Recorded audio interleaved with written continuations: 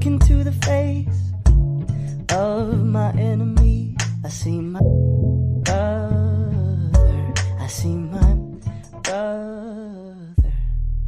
Look through the eyes of my enemy, no friend of me. The same one who killed Trayvon Officer Friendly, but it ain't friendly. Remember Anunnaki, a fallen one who put the gun to the head of Pimp C. Resurrection in progress, we fake this, call it R.I.P. Now rise and shine, harvest time, government heavenly. Even our white brothers and sisters from the 70s. After the light of day, we were separate as family, no brotherhood. I look into the face of my enemy, I see my brother. Y'all hit the link, come on in, man. Hit the link. Let's go. Since 6 to Super 7 got me deep in the 8. Every mile running is race to steel. Black is my face. As they peep out they peripherals, appalled by the game. Whenever white rain and thunder put delays in the game. My flow from atmospheria, my shoes they come from Italy. Vortexian heat, I'm transferring this energy. Every word deliberately. Cops will kill you literally and label you a terrorist. If black with your identity, no brotherhood. I look into the face of my enemy, I see my brother. I see my brother.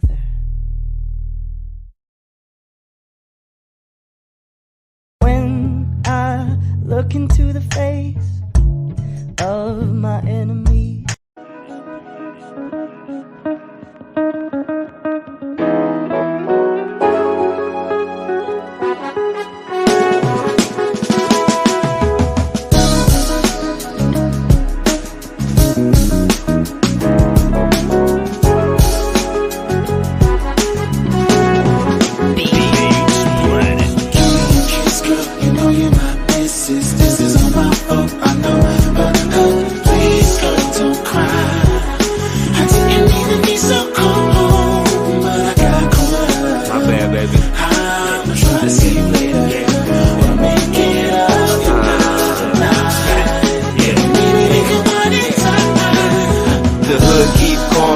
money on the flow, and I gotta see what they talk about, you know. Don't talk about what you don't know with nobody. Nobody in our business keeps us in business. Keep haters on the show, closest friends could be your enemies. Ain't trying to show your mama, paranoia even gets to me. Especially when you blow this loud grade tree. People's listing B plus the block raise me. I'm a gangster and a gentleman, but not too damn sensitive. No sexual shit, straight from the street, bitch. Stay on some shit. Posted with the heaters, 40 cal leather guns and the millimeters. Cold hearted when you deal with cats that's retarded. And I brought it to the house, so baby, I'm begging your pardon. The tears from your eyes, tomorrow the day we started. We gon' wine and dine, then I leave till it's throbbing. This is all my fault, I know, but please, girl, don't cry. I didn't mean to be so cold, but I got caught up. I'ma try to see you later, or make it up another night. Maybe we can wind it tight. We supposed to be intimate, but I ain't even into it. Now shorty getting sensitive, she know my time is tentative. Now every day we into it, because I'm always into it. Daddy go deliver it to get us out this tenement. Rap life is hectic, a hard occupation when it's money on the floor, and you gotta go and chase it. But your cutty feeling cabin fever, feeling isolated, when she used to getting straight back shots, inoculations. We carry those through complications, carefully contemplating, cush up in our conversations, keeping the time pacing. Sorry to keep you waiting, but this paper won't. And these haters will leave you faded if you let them. Since Major got the magic and Chucky chasing cheddar, Calvin P.A.B. flipping D, Jimboree. Sorry about the times I left you faded. I'll make it up another time, cause the grind's still waiting. You know you're my missus. This is all my fault, I know, but please, girl, don't cry. I didn't mean to be so cold, but I got caught up. I'ma try to see you later, or make it up another night. Maybe we can wind it tight.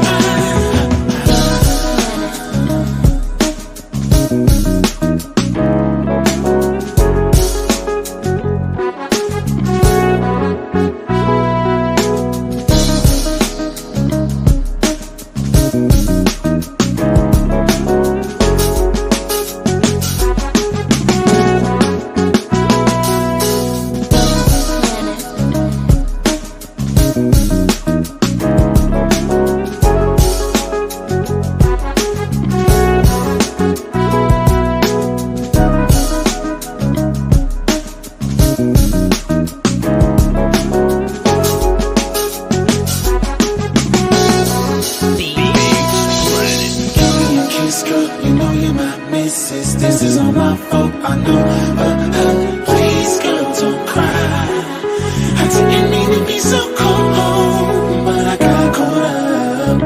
I'ma try to see you later, or make it up another night. Maybe we can wine in time.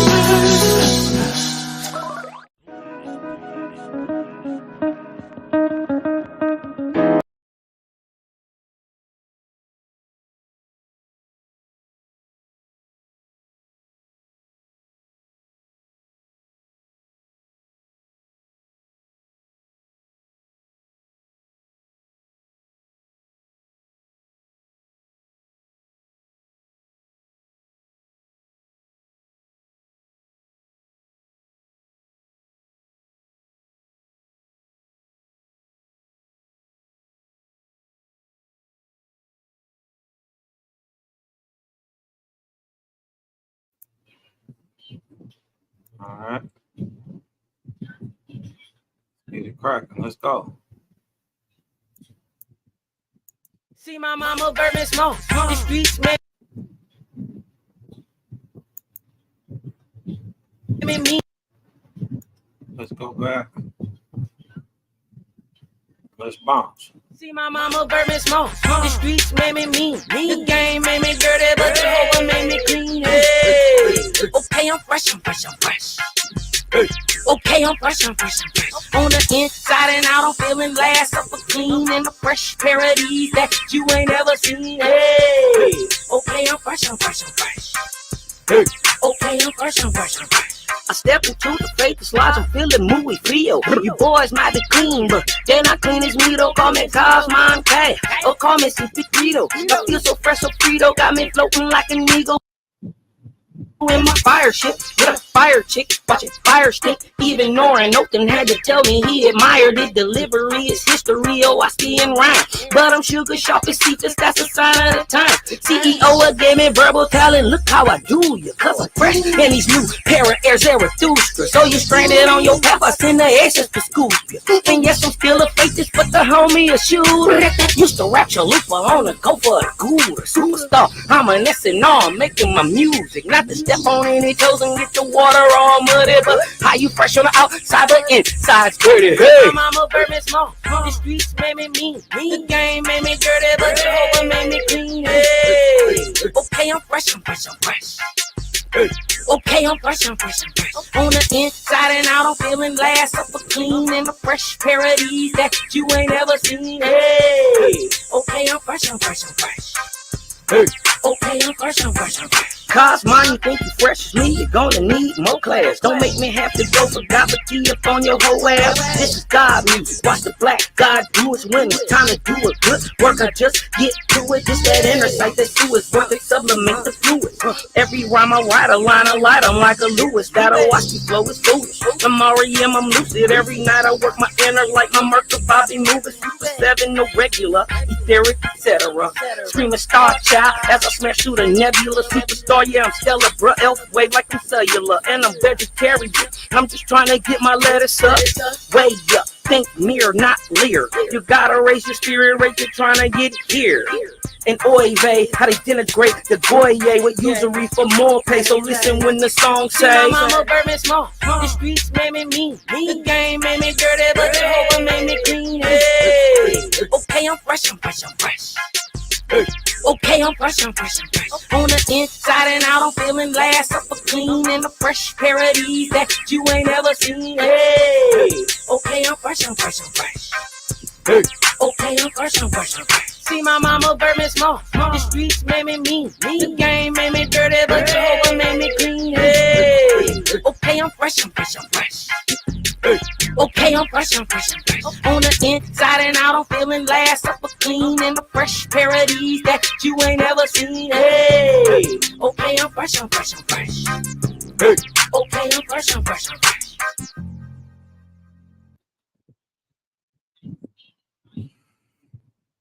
Man.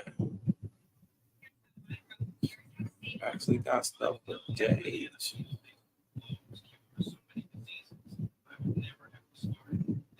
Y'all go ahead and hit the link, man. We just chopping it. little brother went up there and set it off on Sonetta the other day, and it's on. You dig what I'm saying? They say all call outs is mandatory. We done call out the commission scientists. Right? It's science, cosmogony, creation myth, all together. You know what I'm talking about?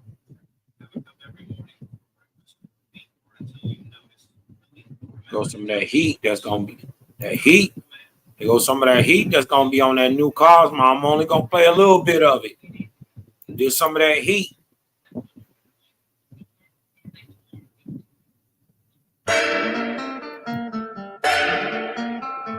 Let's go. When the rhythm start to play, dance with me, make me sway.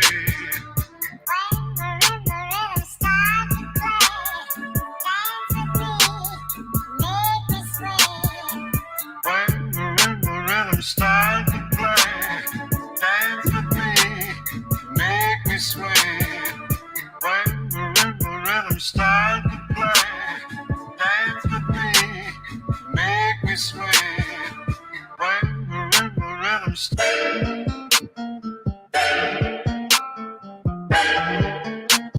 Oh, I ain't gonna kill him too much. Don't kill him too much, Cosmo. Don't kill him too much. Don't give him too much heat. You dig what I'm talking about? Don't give him too much heat. You dig what I'm talking about? Y'all hit the link, man. Come on up in here real quick. Shout out to my boy Kev. One half of you did what I'm talking about, Cosmo Productions. Yeah, we just gonna call it Cosmo Productions. Let's get to swaying real quick. You dig what I'm talking about? We'll jump into some info today. Come in real quick. Shout out Cosmic Care. Cosmic Care. Let's go.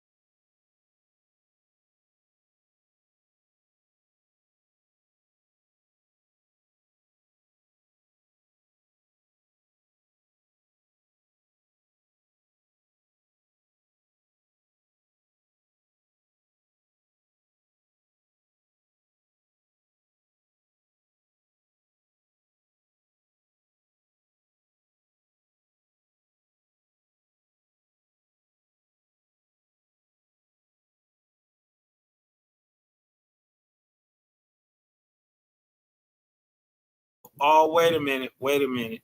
My bad. My bad. There you go. There you go. Y'all felt that? Yeah, I felt that West Coast groove up in that thing. You dig what I'm talking about? You dig what I'm saying? Shout out to Cosmo and Kev Capone for whipping up the beats. You dig what I'm talking about? I'm telling you, I got heat coming for this new Cosmo album. It's gonna be nasty. You dig what I'm talking about? They don't, and then think about it. They don't do no OWASP flow. Think of the metaphors, the similes, triple entendres in a waspy form, right? I hit him with a double entendre before, and I told him, don't make me have to go for Gopati up on your whole ass. Sheesh. How far are they really behind? You dig what I'm talking about? But as I was saying before, we were so rudely interrupted by YouTube. Y'all hit the link. Come on in here, man. Before we were so rudely interrupted by YouTube. You did what I'm saying. My brother asked the California Bear, is or can he show in Bible or in any other spiritual text of any sort where the American Negro is described, right? Or where the American or the Aboriginal American is described, right? In truth, the question is rhetorical. There is no other text in the world that describes what these people look like, right? What they called themselves, right? And what their descendants today would look like, right? This is OWASP, the Book of Earth, Sky, and Spirit. Out of the Book of the Third Lord, right? Chapter 2 and 2, a description is given of these Aboriginal Americans who are called the Anguis in the Paleo-Algonquin tongue. You move a couple words around, couple letters around, Angui quickly becomes Negro, quickly becomes Negro, especially when you understand that by the definition, American means the copper colored race found here by Europeans. So it was already here, right? So this is the description of the Aboriginal American. The Angui came suddenly into the world. Now, mind you, we are just talking about North America right now. We ain't talking about no other place but these so-called 50 states, right? Or the lower 48, however you want to call it. That's where we're talking about. These Anguis. Angui means first men, upright animal, upright talking animal, or first of men, right? Even today, the Iroquois call themselves Anguiga, meaning first of men, right? Shout out to the Haudenosaunee. The Anguis came suddenly. These are the American Indians, came suddenly into the world by the thousands and thousands they came. Now, mind you, we are also speaking of a time roughly 18,000 years ago. Are you saying, Cosmon, that there was no Aboriginals here in America before that? No, I'm just saying the nigger, like he is today, didn't exist.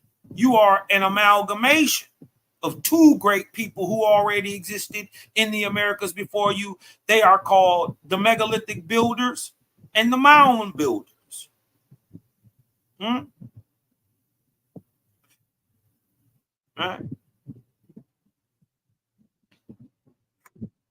The Anguis, the Indians, came suddenly into the world. By the thousands and thousands they came. In the north, south, east, and west. And hold on, they describe them, and they had long hair. Okay, Cosmo. Let's narrow it down. They got long hair.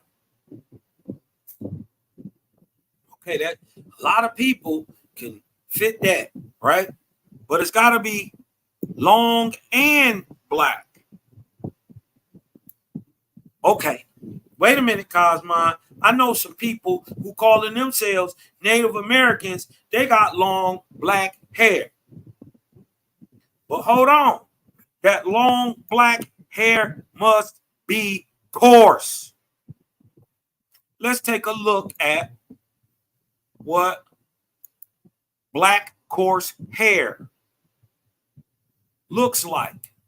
Let me share it. Let me just share it real quick. I'm going to just pull it up. Black coarse hair. Let me go back. What do watch me say? These Indians who later on in the book, creator say you gonna readily know these niggas. And then he also goes on to say there's only one in the world. And he's only in North America. He ain't nowhere else in the world. As a matter of fact, you are like the ancient Ahuans of old. But you got a little more of that soul mix in you. So he's saying that the Indians have long, black, coarse hair. Who in America today has long, let's take a look, black, coarse hair? Let's take a look at these people. Is there anybody in America who has long, black, coarse hair?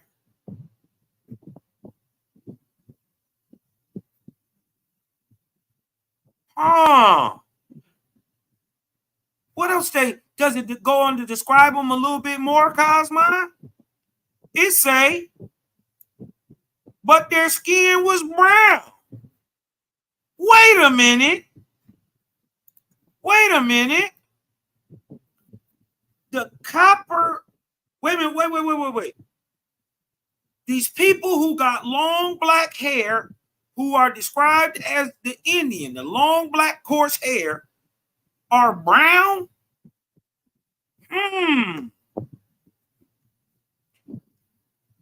These people in America with long black, let's get some more images, long black coarse hair are also brown.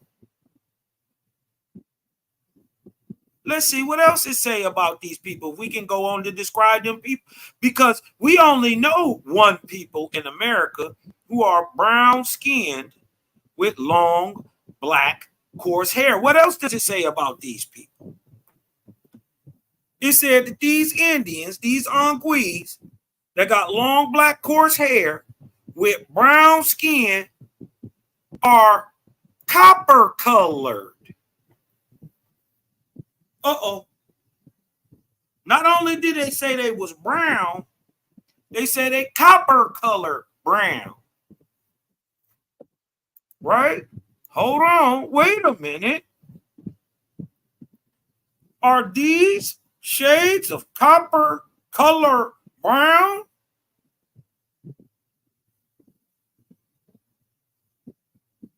On the people with long black coarse hair? Misnomered as Negroes and African Americans today? Look. Long, black, coarse. These people must be brown, copper color. Never mind the fact that the original definition of the word American means the indigenous people found here, the indigenous copper-colored people found in America by the Europeans. So the Indian in America is brown, copper color, brown.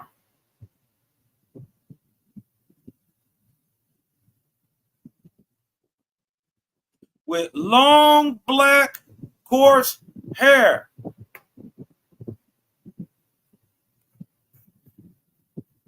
Huh?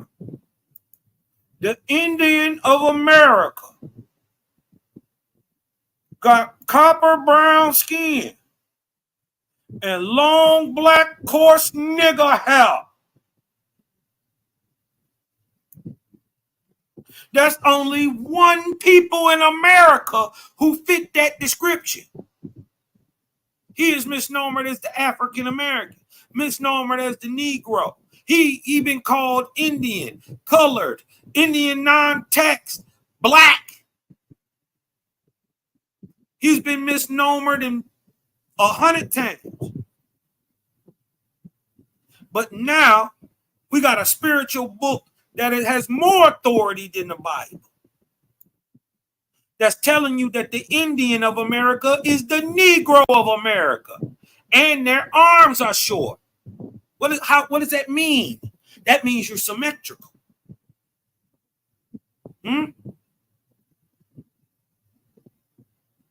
That means you're athletic. And if you're symmetrical physically, you're symmetrical spiritually. Do you start to understand why they start calling you the spirit people? Why America is called America, the land of the great spirit? America means land of the great soul, land of the great spirit. That's what it means. Did you know its original people had long, black, coarse nigger hair with copper brown skin? They athletic and they are very proud people. They wouldn't mix back with their the large megalithic builders who were their forefathers. And they dared not mix back with the sacred people, the mound builders. Stop. You were something new.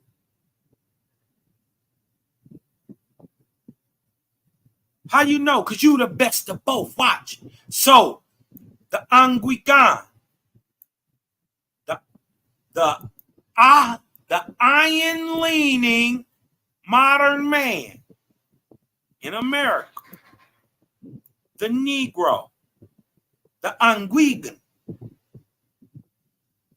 Mind you, Angui, remember who we came in contact with. We came into contact with Latin-speaking people. Because we already copper-colored brown, they calling us Negro. All right? After the Africans, saying we look like we Africans. That's what Negro means. Right? Because they was calling them Africans long before they ever even, or calling the African Negro long before they ever came to America. And let this sink in. They was calling the copper-colored man in America Indian 6 years before any European ever got to the eastern continent, now today called India or ancient Vindu or Hindustan. So they was calling us Indian in America before there was an India ever found by a European. Let that sink in. It makes sense now that you know that the Indian had long nigger hair and copper brown skin. That you athletic than a mug and you symmetrical, so it means you're pretty. See why we the most beautiful people on the planet? So, this Indian, this Anguigan, became a new race in the world, having the symmetry of the Ayan, the mound builder, and the savageness of the Ahuan, the pyramid builder. Day one, this is why you got to get past the racism, the hate. You ain't no fool, nothing. Because to make an Indian, these copper-colored Negroes in America, right? These niggas in America. First of all, a nigga and a Negro ain't the same thing. Let's get that understood. Niggas come from America. Negroes are from Africa. Two different things. We don't want to confuse it up. But remember, we're talking about the American Indian. White folks just said he looked like a Negro. That don't mean he was one. They also called you a slave. That don't mean you was one. So these Anguigan, these modern-leaning Ayan Ahuans, became a new race in the world, having all the symmetry of the mound builder and the savageness of the large copper-colored megalithic builders like the Olmecs. And being feeders on flesh and fish, fell under the dominions of the angels of the lower heaven, the inorganic heavens, and they rejected. Listen, you ain't never praised the God. Never. So you wondering why you rejecting Bible today? You're wondering why you rejecting Bible?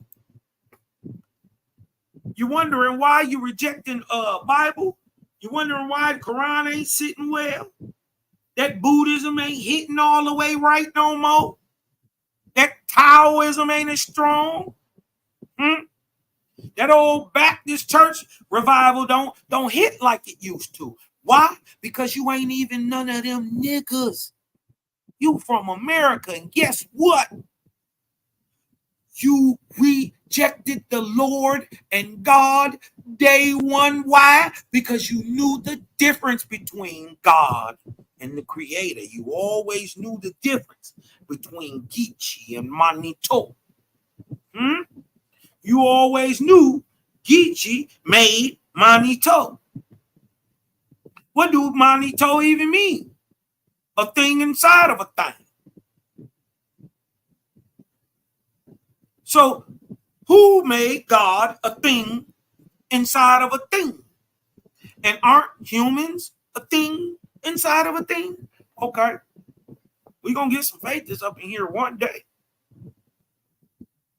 There is no other spiritual text in the world that describes the American Indian in such fashion.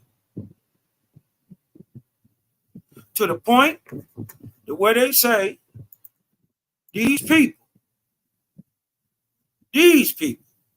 right here with this long, black, coarse nigger hair, who have brown skin, right? All shades of copper. Remember, we only talking about America. We ain't talking about nowhere else. No Africa. We ain't talking about none of that right now. We just talking about, and in America, we only talking about North America. Jaja say, ain't no more you nowhere else.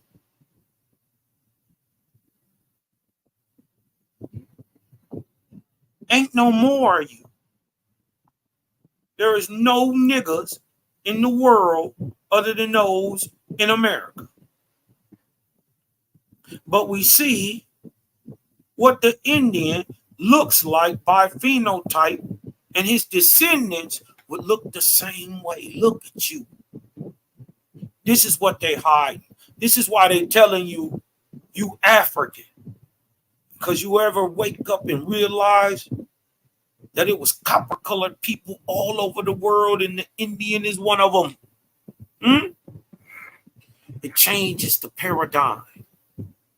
It changes the thought pattern when you know this is what an Indian looks like. This right here. Y'all see this? This is what an Indian looks like. Look at her hair. Long, black, coarse. Huh? What? Long, black, coarse.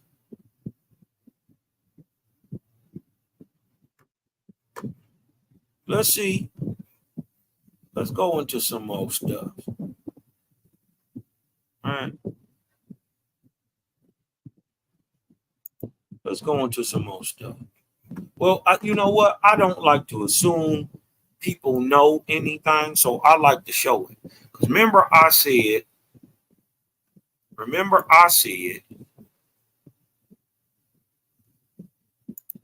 that the word American meant copper colored races. Let's show that. 1828 Webster Dictionary. Watch this. American. Watch this.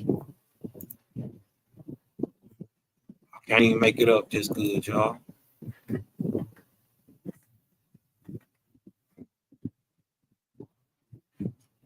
There ain't now, not now,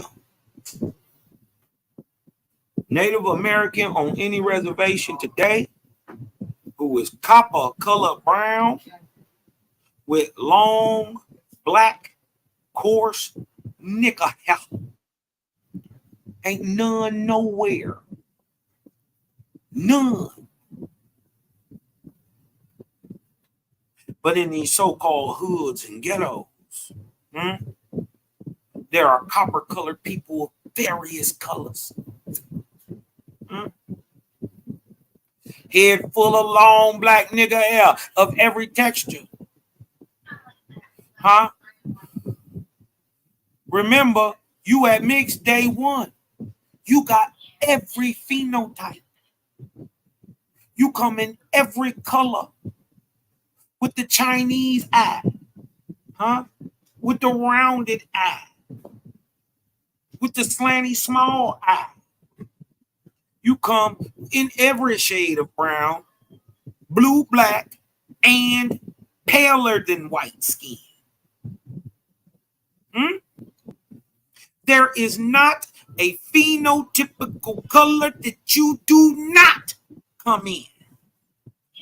You can have white skin, blonde hair, blue-eyed, and be a 100% American Indian. Look, 1828, what is the definition of an American? A native of America, a person who's born in America, who's native to America, right? We know that these are not the modern Native Americans because they aren't native to Americans. Native to America, they are Mongoloidal, right? So that means they come from Asia. Who does this American term originally apply to? It originally applies to the aboriginals of the land of the Great Spirit, Amaraka. The land of the big soul. Huh? Of the rich soul. We originally applied to the aboriginals who are what? What are they, Cosmo? Originally applied to the aboriginals. Let's go back. Originally applied to the aboriginals who had what? Long black coarse nigger hair and brown, copper colored skin originally applied to the Aboriginals, who are what? Copper colored races found here by the Europeans. So that means they predate the Europeans in America. But now this American term is being applied to descendants of Europeans born in America. Let it sink in. Let it sink in. What was you reconstructing during Reconstruction? What was you constructing? I'll ask it again. What was you constructing during Reconstruction? Who was an American? Because it applied to the copper-colored races with long black coarse nigger hair, brown skin. Still in America today that y'all trying to tell is from Africa. Hmm? Hmm? Long black coarse.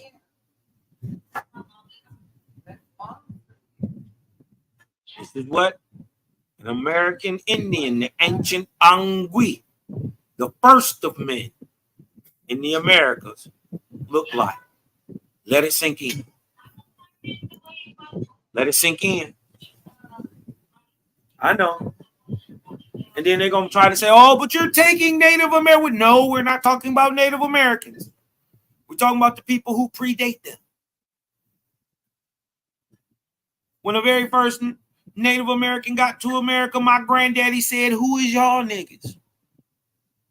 Where y'all come from? Do you come in peace? Me and your granddaddy was shoulder to shoulder talking about who is y'all. Huh?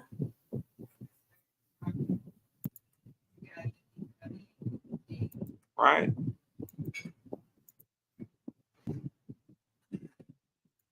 So who in America today has long black nigger hair, coarse, right? Got to be nigger hair. Got brown skin, but shades of copper colored brown skin. They got to be very symmetrical, right? So that means they're athletic. They got to be a proud people. So that means they want to be fresh, and you dig what I'm talking about. And because they are, a mix of the great physical people, the Ahawans, and a mix of the great spiritual people, the Ayin, they're going to be a spiritual people. Who are the spiritual people of America who have brown, copper-colored skin, long, black, coarse nigger hair? Let me just end it for you. Ain't no question who it is. He is the misnomer Negro of America. Huh? Jaja say you the only one, ain't no more. There are no more like you anywhere.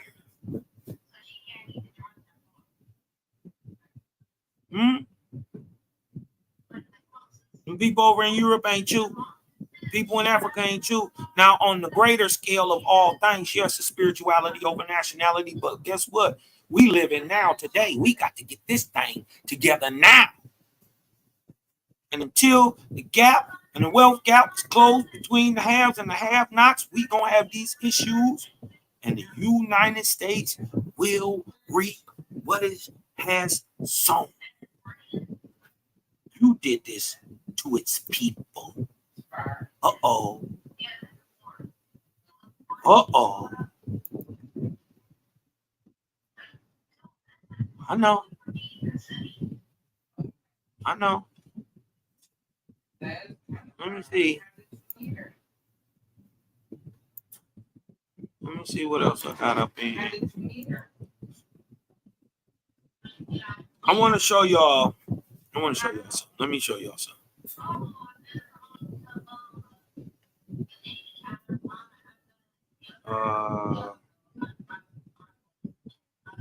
I know it's in here somewhere. Let me show y'all something.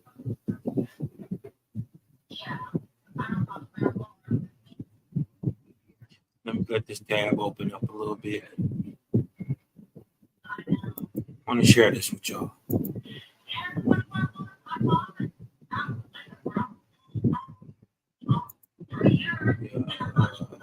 Okay.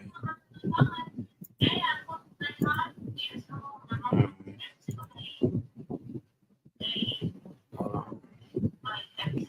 This is, let me see. Let me go down.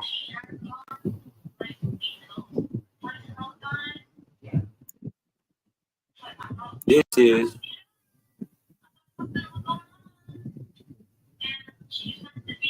let me catch up.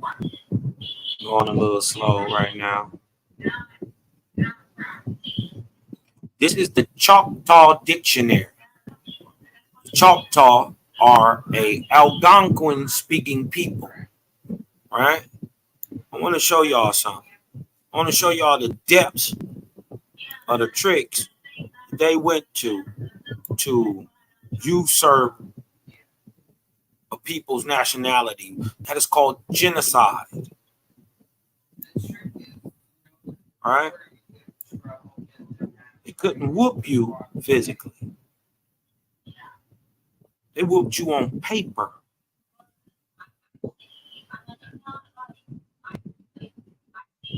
Hold on.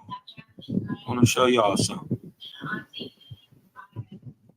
Let's go down here into this Choctaw Dictionary. And I'm going to show you something.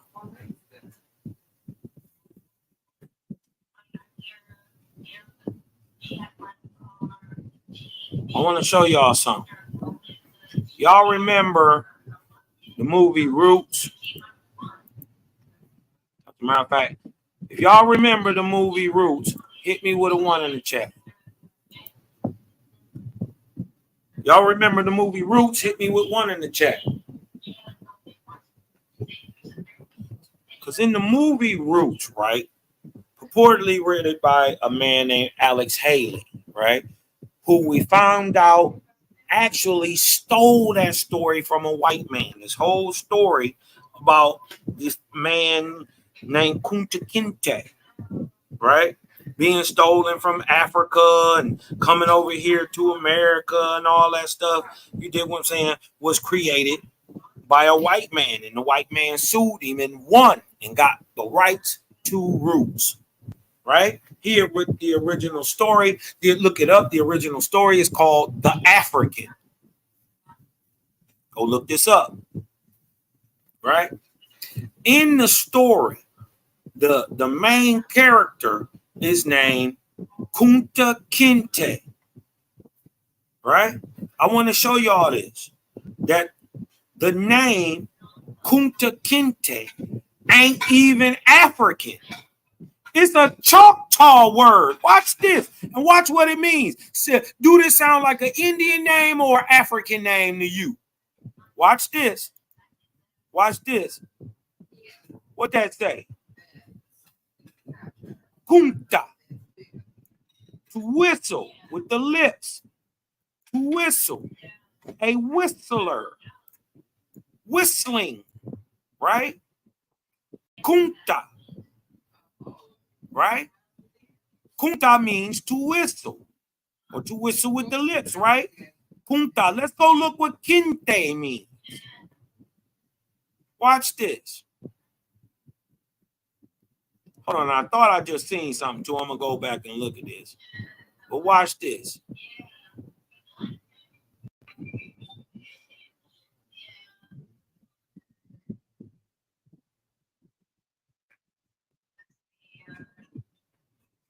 Kunta, what?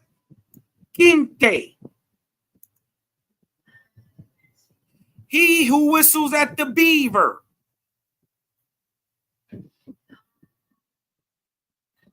I ain't making this up. Watch this. Kunta.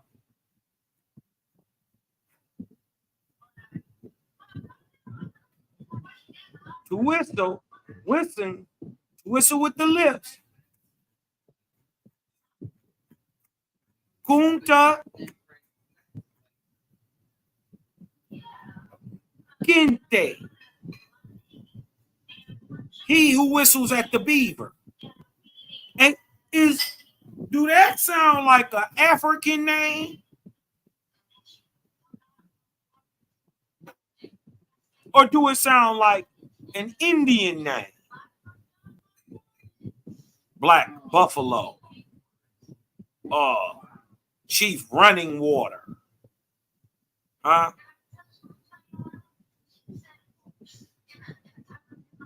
Chief Black Buffalo. He who whispers at the beaver. He who whistles at the beaver. Kunta kinte. If you see that, kunta kinte, a beaver. He who whistles at the beaver.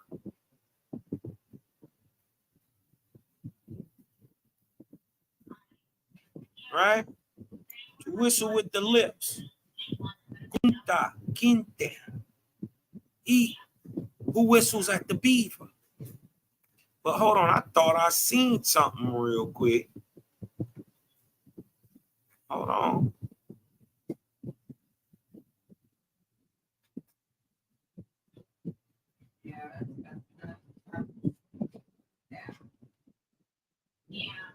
Okay, all right. It ain't what I thought it was.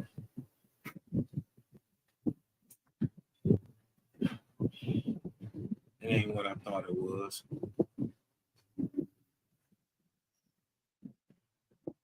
Kosama. Koso. Kosama. Kos. Let me see if I can. No.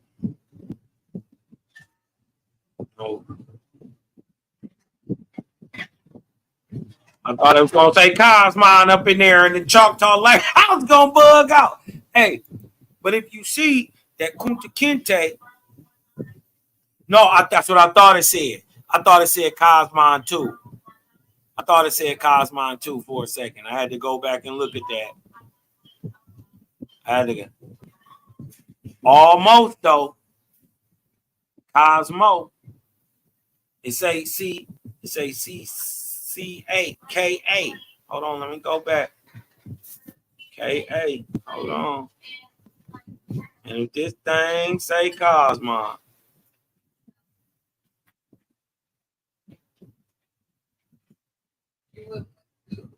KA. I gotta go back.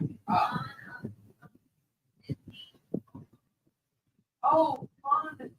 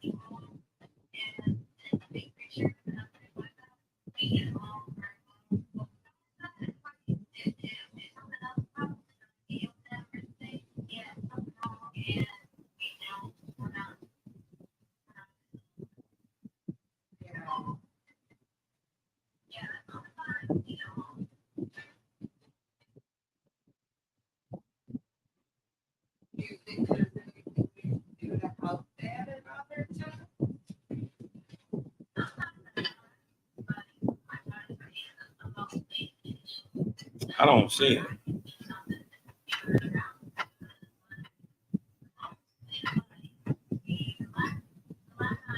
Casa,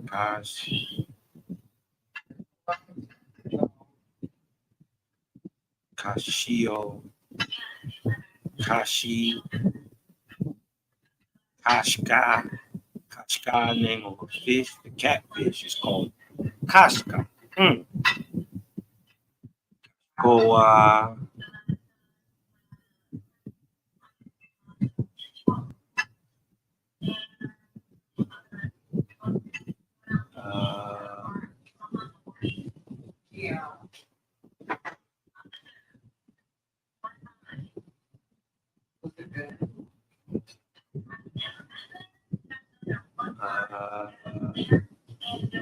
Kata.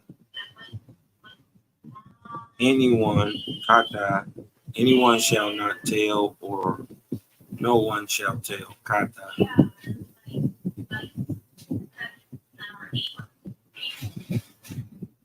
Yeah. Was it fun though? A noise made by. Yeah. I don't see it. Oh boy, that would have been live. You dig what I'm talking about? That Cosmon. Come on, wait a minute. Let me see. Hold on. What's the word? How they spell the word again? Let me go down here. Yeah. Cosmo. Hold on.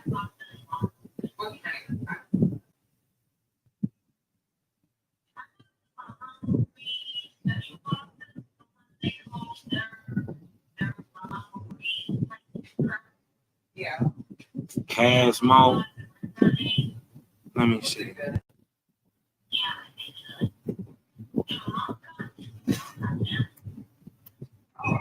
Was they good too?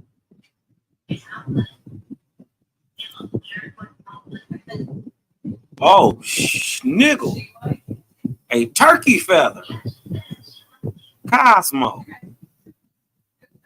A turkey feather shawl. Or robe worn by the ancient Choctaw. That's a Cosmo. So when you put that, you can put that Cosmon. You did what I'm talking about? You can put that Cosmon.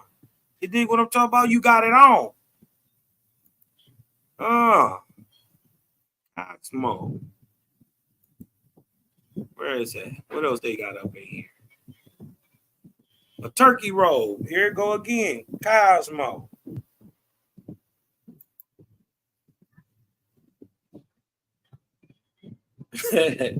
Turkey feather shawl.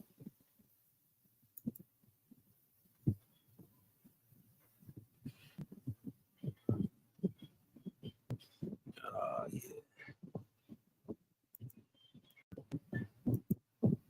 Let me see what a Cosmo is. Hold on. Let me just look at it. Let me look at it, y'all.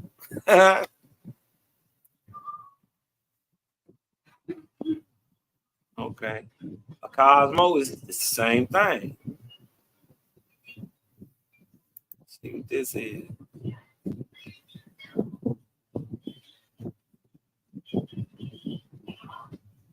See Cosmo. Okay, it's a turkey shawl.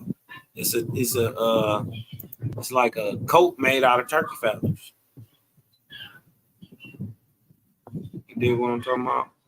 Yeah. I didn't even go look into the seeds yet. Hold on, watch this.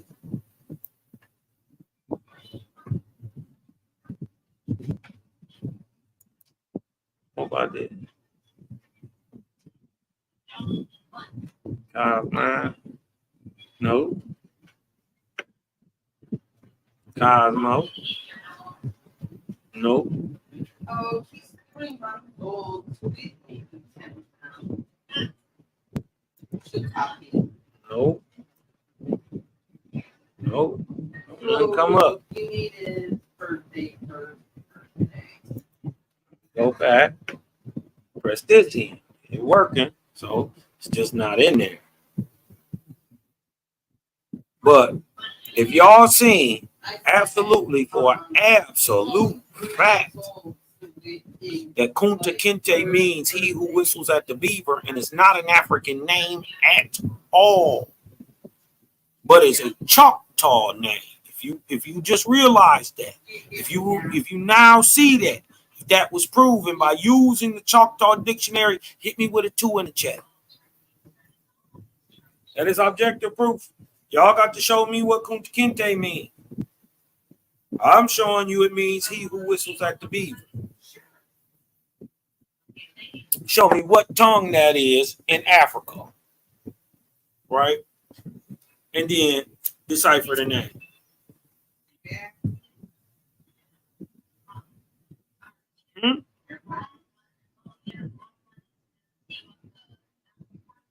Mm-hmm. Yeah. Yeah. You knew where it was before.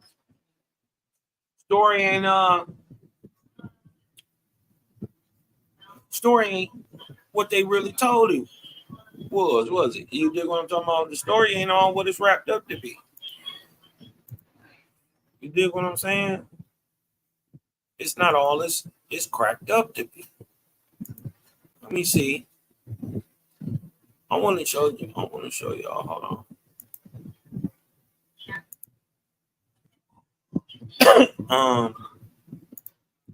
Let me show y'all something.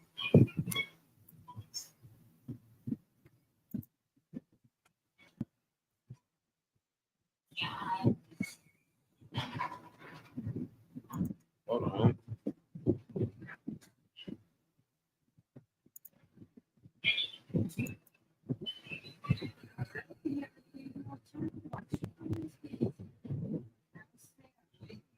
Now remember the story in Owaski, right?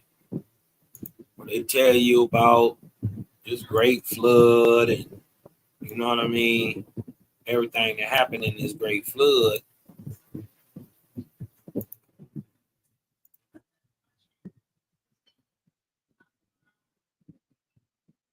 Right? But only in Owaski, right? Which was written in or published in 1882. Oh, I love that. You dig what I'm talking about? Remember, it was published in 1882, told the story of a great sunken continent called Pine, now being misnomered today as Atlantis, Mu, different places, right?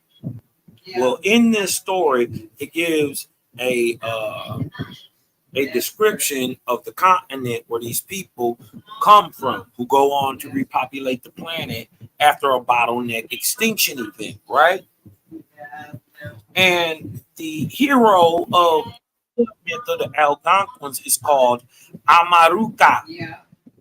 or Amaruraka is his name, right? He is the Atlantean or American Algonquin flood myth hero.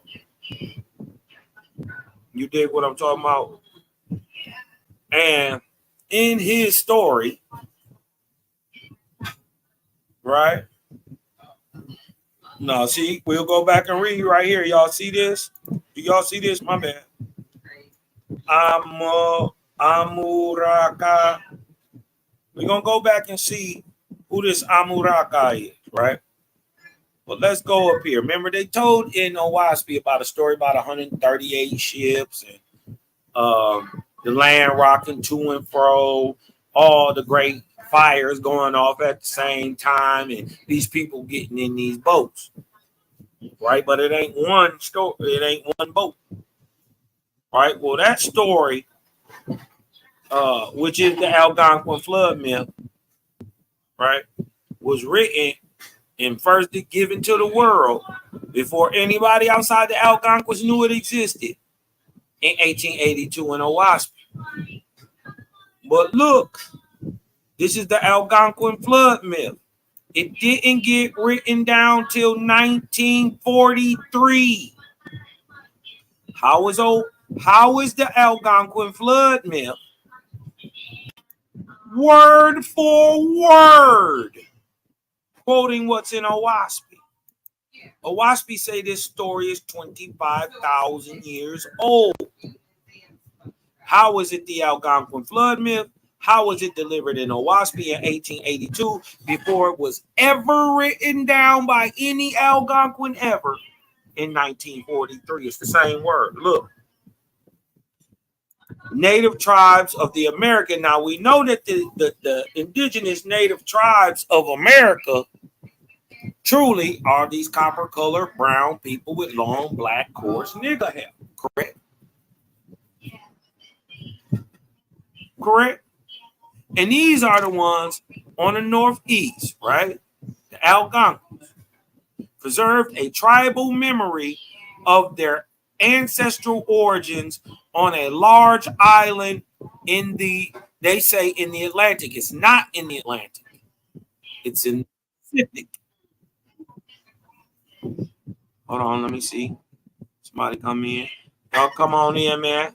Come holler at me. You get what I'm talking about? Hold on. Come on. Let me erase this. Erase this. And y'all hit the link. Y'all want to come on in and chop it up with your gut and them. I wasn't gonna even be on here. I wasn't planning on coming back on. But Mally thing went left. I want to show y'all this though. Watch this. And hold on. Let me pull up that old Waspy. I want to show y'all.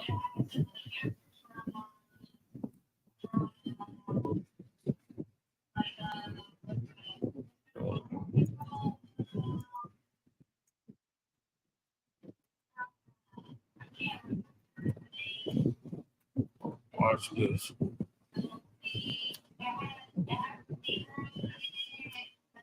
Oh, they're in Africa. Watch this. Yeah. Hold on. Y'all see this? This is the Algonquin flood myth. Can everybody see that? Salute, salute, salute. Chief Crazy Overstanding, salute. Look, it's the Algonquin flood myth, right? Native tribes of America, the Waspies, explain are copper-colored brown people with long black nigger hair today. Called anciently the Anguis, the Negroes, right? But look at this flood myth. This is the Algonquin flood myth, right? It's from the Algonquins. Native tribes of American Northeast, right? Native tribes of the American Northeast preserved a tribal memory of their ancestral origins on a large island in the Atlantic. Because they got it a little bit wrong, yeah. But they got the major parts right. Let's see what the parts they got right. They say, after many generations, signs and portents warned the inhabitants of impending disaster. So they knew something was coming. Some magnitude of the evacuation that took place is suggested in the what? In the 138 boats. That's a Waspy. Only a Waspy say there was 138 boats exactly. What? Said to have been prepared for the emergency. Just like a Waspy said they was. Remember, this wasn't written until 1914 by who? Sam D. Gill. 1943, excuse me. By Sam D. Gill, an Algonquin elder. He said 138 ships, like a Waspy said, right?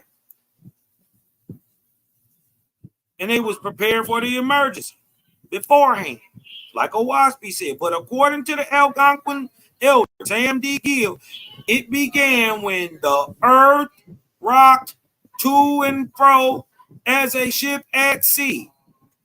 What did it do?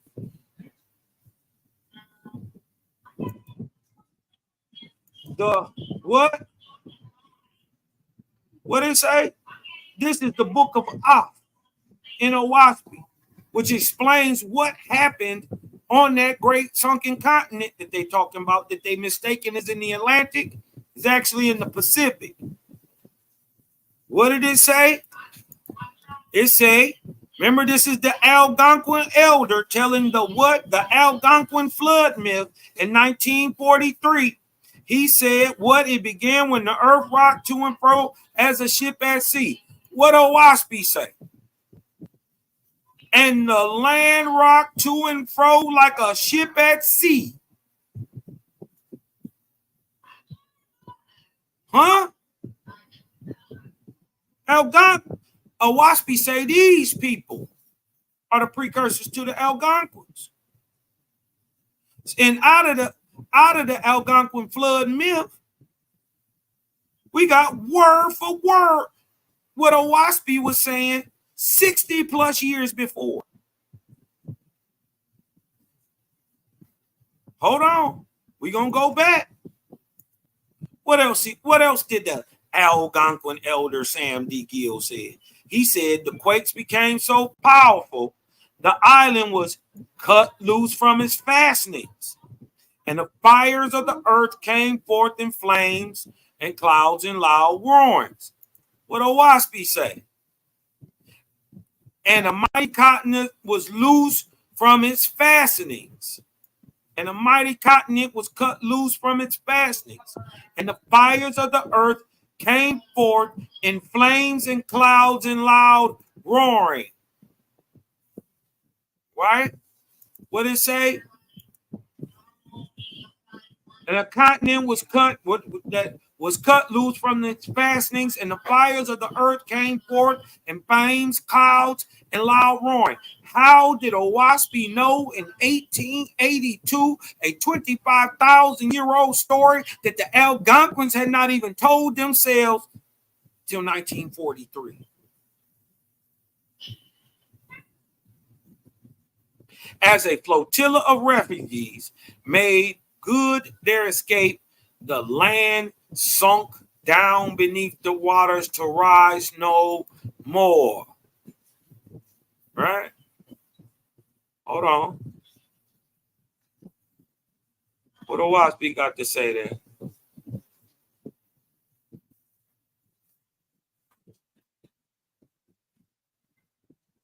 Hold on.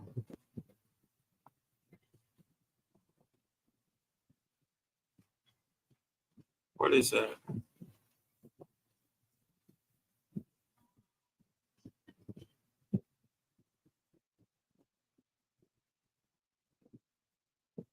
Hold on.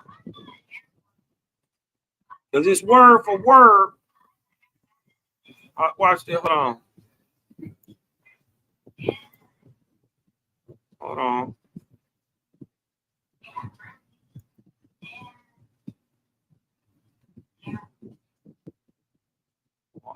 Hold on a second.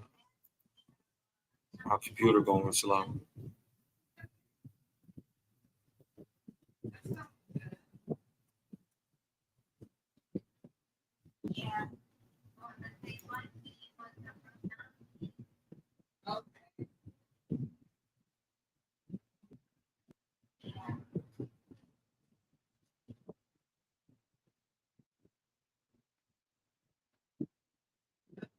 Sounds good.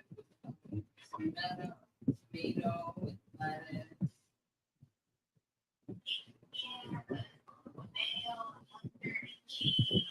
Yeah.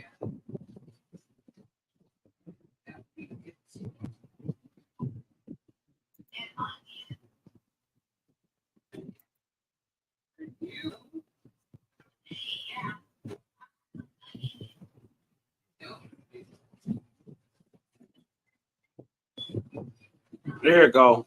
My bad.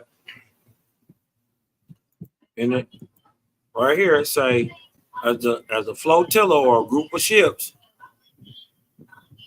of refugees made good their escape, the land sank beneath the waters to rise no more. And again, the vortex of the earth closed in on all sides,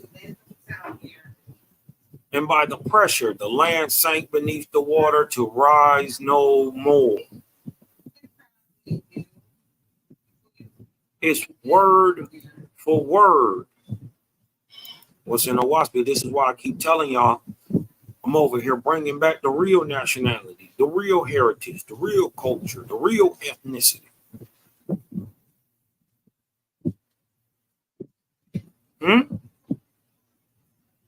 Who else doing this? The survivors, they might have showed it, right? But they couldn't prove it. They ain't have nothing grander than themselves or science to back it up.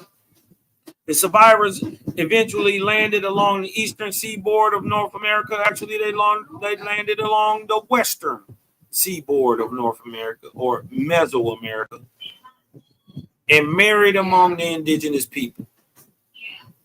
to become the forefathers of the who? The Algonquin tribes. There are no more succinct, incredible version. There is no more succinct, incredible version of Atlantis, of the Atlantis catastrophe and its aftermath. And they believe that so until a wasp stuck his head out the window and a mighty continent was cut loose from his fastenings. And the fires of the earth came forth in flames and clouds and loud roaring. Waspy go deep into context of what happened. And the land rocked to and fro like a ship at sea. And again I said, O Jehovah, Creator, your heavens are, which are bound like a chain to a rotten carcass. And again, the vortex of the earth closed in on all sides, and by the pressure, the land sunk beneath the waves to rise no more. And the Corporians went down in the depth, and the beetles and the familiars gave up the battle. Neither did they have anywhere to stand, nor did they know how to go to any place in all heavens. Hey. Hold on, y'all. Hold on. 1 second. Come on, let's go outside. Come on.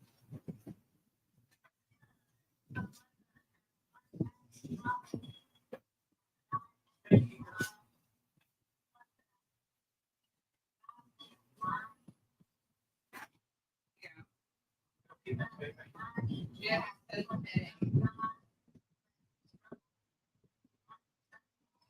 All right. I had to let that dog out real quick. And look what it's saying. It's saying not only was the land sunk, the heaven was took away, so even spirits didn't have nowhere to go. Neither did they have anywhere to stand, nor did they know how to go to any place in all the heavens, but were lost, crying out for help. And my host, mind you, Creator reveals that 24.4 billion people.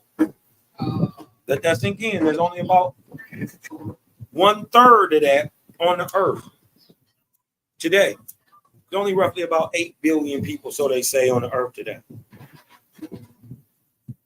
Creator is saying 24,000, 25,000 years ago today, at that time,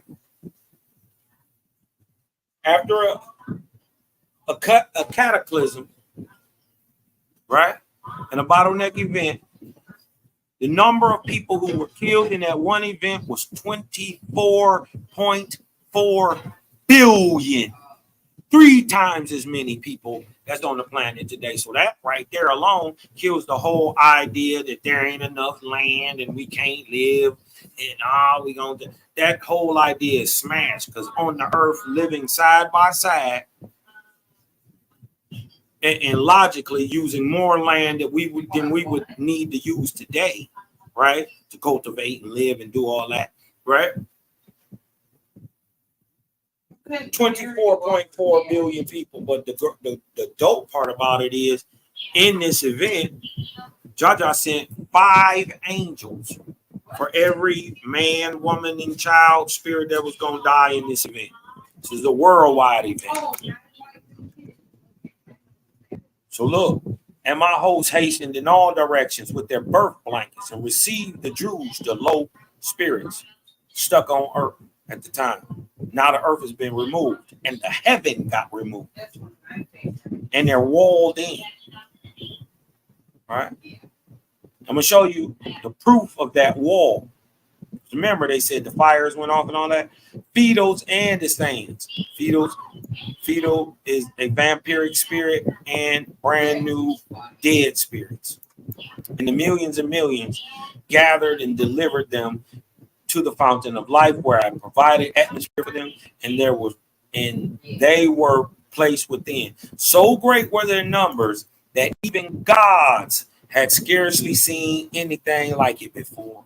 And in order to attest before you, O Creator, I had them numbered, using the sections of my divisions of my gods and goddesses in order to do so. Of Druge, right, low spirits, there were 16 billion, 600 million. Many of these had lived on earth as fetals and Druge for thousands of years, although many others of them were not capable of everlasting life. Now, a fetal is like a vampiric spirit, right? It's like a leech. It feeds off what you feed off. There are spirits who are so low they can't exist without that. This is where the whole idea of vampiric spirits is even birthed from. Succubus, incubus, all this comes out of the understanding of what it is actually a fetal spirit, right? Druge is demonic or low, negative, dark, um, incapable of spiritual inspiration, right? Many of these have lived on earth as fetals and Druge for thousands of years, although many others of them were not capable of everlasting life. Next, of the first resurrection, there were 36 billion spirits.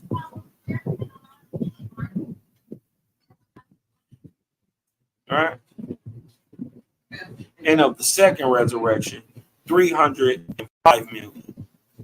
But the rest, but the but during the last 100 years, the earth brought forth no one capable of everlasting life, except indeed the remnants of the ions.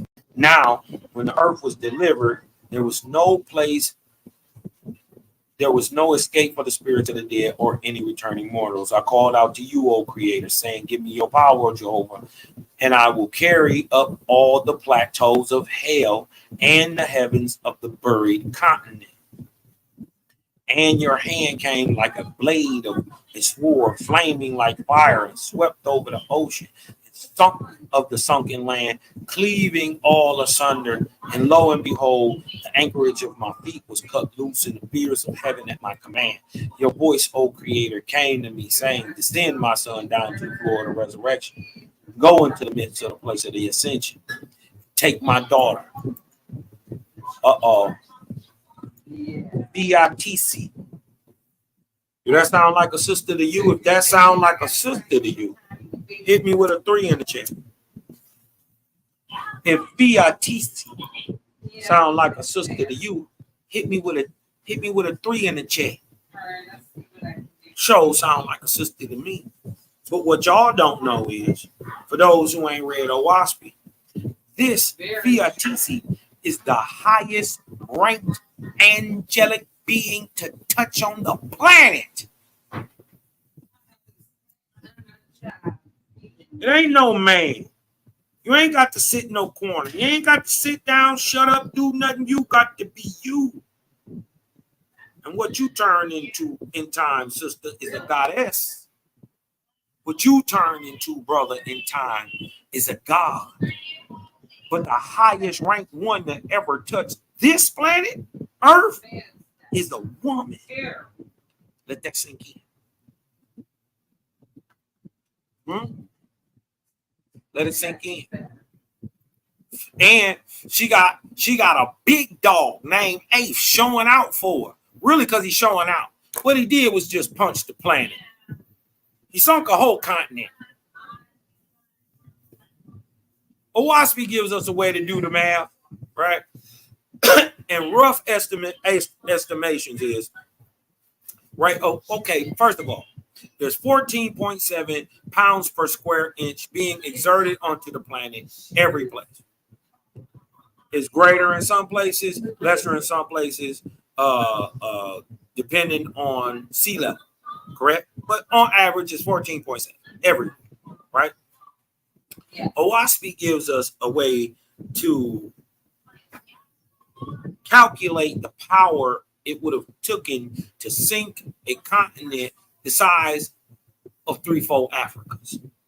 Because mind you, Africa is roughly 11 million square miles, right? 11 million square miles,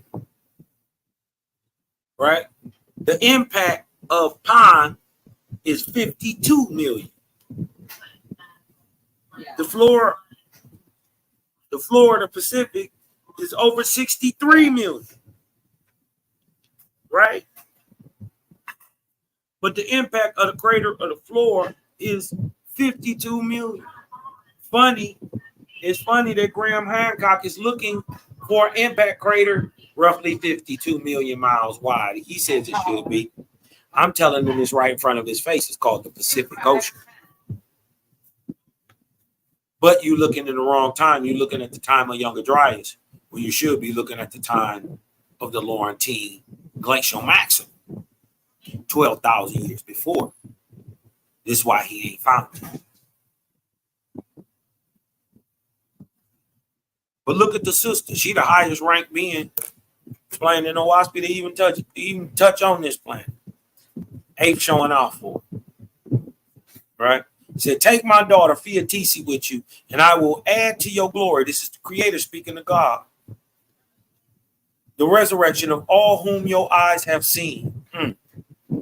So I descended, and there I took Fiatisi, daughter of Jehovah, with me. And when we had came to the place commanded, your power came upon the place, and it started up. This is God telling you somebody with greater power than him moved to heaven. And soon it turned on its vertical axis, rose higher and higher, turning and rising. And we saw we were loose from the earth, and we no longer rotated with the earth, but rose slowly upward, watching the earth rotating beneath us.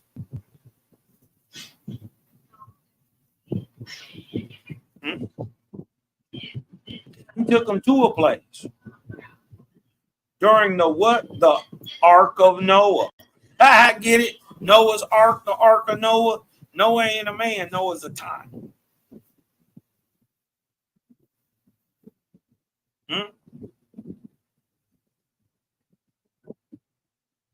What is them ships that came to America called? Y'all ever heard them stories of Ham, Shem, Yafet? Y'all ever try to make sense of how 6 people went on to create 8 billion? It don't work. Right? Especially if it's ancestral. Right?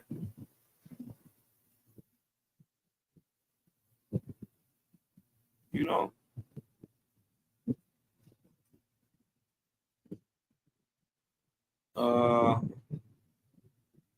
Let me show you what happened to the ships and what these ships, these groups of ships, remember there's 138 of them, right? These ships are called suns. Why are they called suns? Because the places they drop off or they go to, they go on to repopulate that area. So they are called suns. He said, when I came to the ships, right, with these people on it, not 8 people on a boat, right? 12,420 people on 138 ships. When he said, I came upon these ships in which the Ions had escaped, the mound builders had escaped, finding the gods who were in charge of them, even I as previously commanded, your voice, O Creator, came to me saying, bend the currents of the winds of heaven, O my son. Shape the course of the ships so that they fall in groups. And you shall divide the groups, making what? 4 groups in all, 4 large groups out of 138, right? And by the winds of heaven you shall drive these groups, these fleets of ships, and bring them to the what? The 4 different lands of the earth. 4 major lands.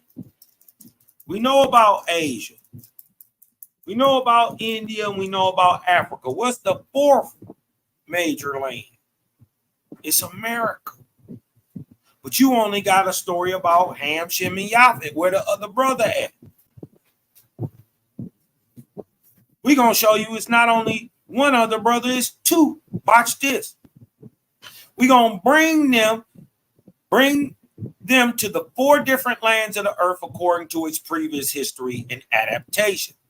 For in all countries, my chosen shall begin laying down the foundation of my everlasting kingdom, and they shall never again be destroyed by people of darkness of earth or heaven. So according to your labor, right? The commands put upon me, I divide my host, making 4 divisions of it. And I said to Neph, direct them, O God, to the country Jehovah has shown you. For you know all the earth. Remember, you are still God of earth. This is Eighth talking to Neph, right? Remember Neph, right? Neph, God, true God at the time. Big Bro came over and did some handiwork for him, basically. All right. Watch this. Listen, sound familiar? Watch this. Do this sound familiar? This is the real story. It's 25,000 years old. So it came to pass that in 150 days, all the ships of the faithless were in ports, and the people went ashore in different countries where they had been taken. Again, your voice, the Creator, came to me, saying, behold, my people are few in the world, unless they take the ships and sail about, and so get divided and lost. You shall send your host down to the sea at night to sink the ships. Key, bing, bing, bing, bing, bing, bing, bing, bing, bing, bing, bing, bing, bing. When I told God, Neph, what you had said, God said to me, my angel shall inspire the irons to take all the things out of the ships tonight, and your host shall fulfill these commandments. And so it happens, the iron took their goods out of the ships, not knowing they were inspired. And that night I sent angels down, and they sunk the ships. And in the morning, the iron saw their ships had disappeared, and they said with one voice, truly I know I was inspired, for I would not rest till all the goods were taken out of the ship. Let's therefore build an altar to the Lord. So when they got out of here, they built an altar. Where is this altar, and what is its name? We're going to find out. And sing and dance, right? Boom, boom, boom, boom, boom. Let's go down here. Right? So we want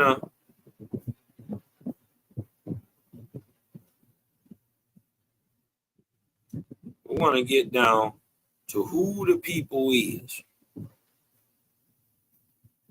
Right? We want to get down to who the people is, what they call.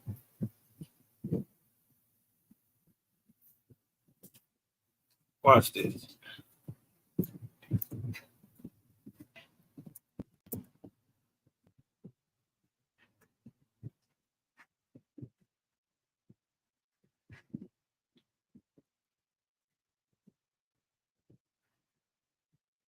Here it is.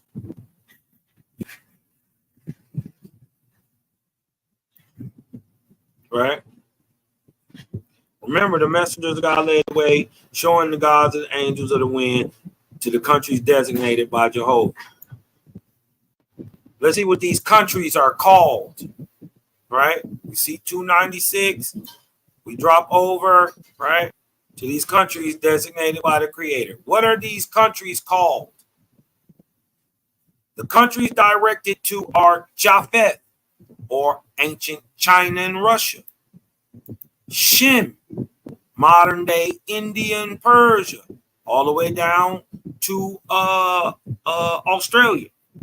It's all Shem. All India is Shem. Ham is Egypt, the Middle East, and continental Africa. And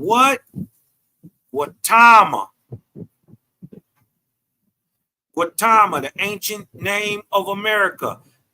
Where do you think the Gautamians first landed at?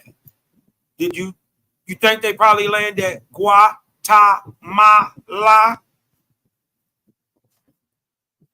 So should it be any coincidence that we find the oldest pyramidal structures in the Americas and some of the largest in Guatemala? Is it a coincidence? Now that you know. But if these 138 ships are split up equally, that means 34 ships in each group. That's 136. 34 times 4 is 136. Well, there are 2 more ships left. The 2 ships, the 2 ships to the North Country going to Japan. Remember, the continent is named Pan. Right? Pan. Ja means remnant. Right? We say they correlate with what?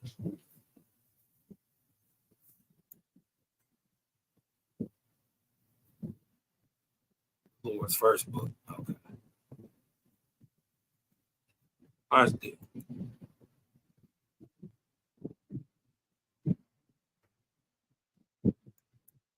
Right. So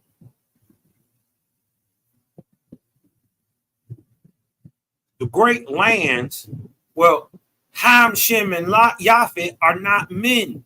They correlate to land masses where men go on to repopulate a certain area. Look what it says. In 3 days' time, the kingdom of God was found and situated in the atmosphere near and over the land of Japheth, called China. But the plateau is extended with 2 wings, so to embrace Shem and Ham, which is India and Egypt. And the gods with their lords and attendants went to the king. Right? Hold on. It say, give them therefore words of heaven, words in heaven and words on earth pertaining to matters of this nature, and make these sounds sacred, so that it shall be proven in Japheth, China, in Shin, India, in Ham, Africa, and in Gautama, America, and in the heavens belonging to these lands. Right? So we're seeing these ancient names are in fact land masses. Right? And let's see what else it say.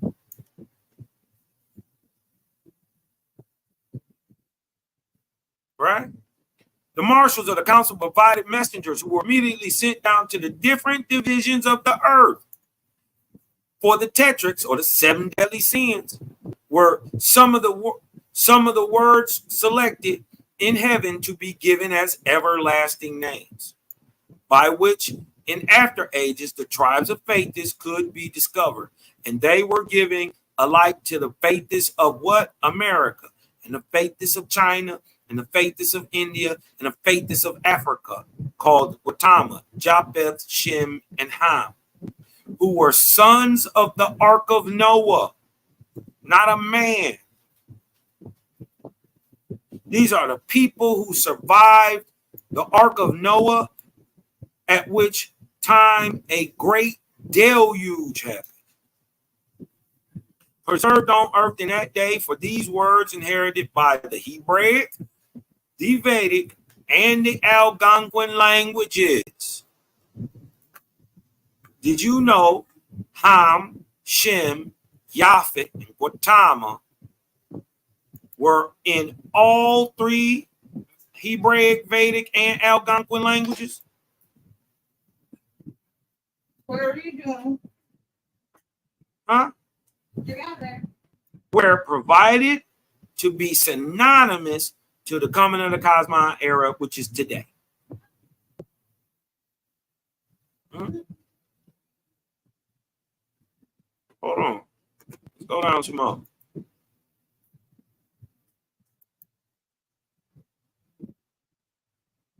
Because look, how many ships was it, right? Look, let's go back. And the earth, walk out upon, rock to and fro like a ship at sea, and fell, and the rains fell in torrents, and loud thunderings came up from beneath the floor of the world, and the sea came up upon the land. See that? And the sea came up on the land, first upon the valleys, and then upon the mountains, so that the ships which were made in the mountains floated on the waters. But the land, all of it, was swallowed up. He just used that. Was swallowed up. Valleys and mountains. The highest mountain to the middle of the Pacific is Mount Everest. It's 30,000 feet in the air. To get from Hawaii, which is the center of the Pacific, to the Himalayas is over 11,000 miles.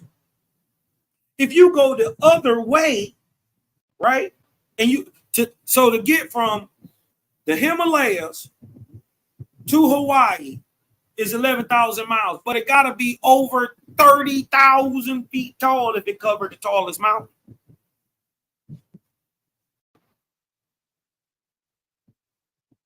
But it had to go 11,000 miles with water that had.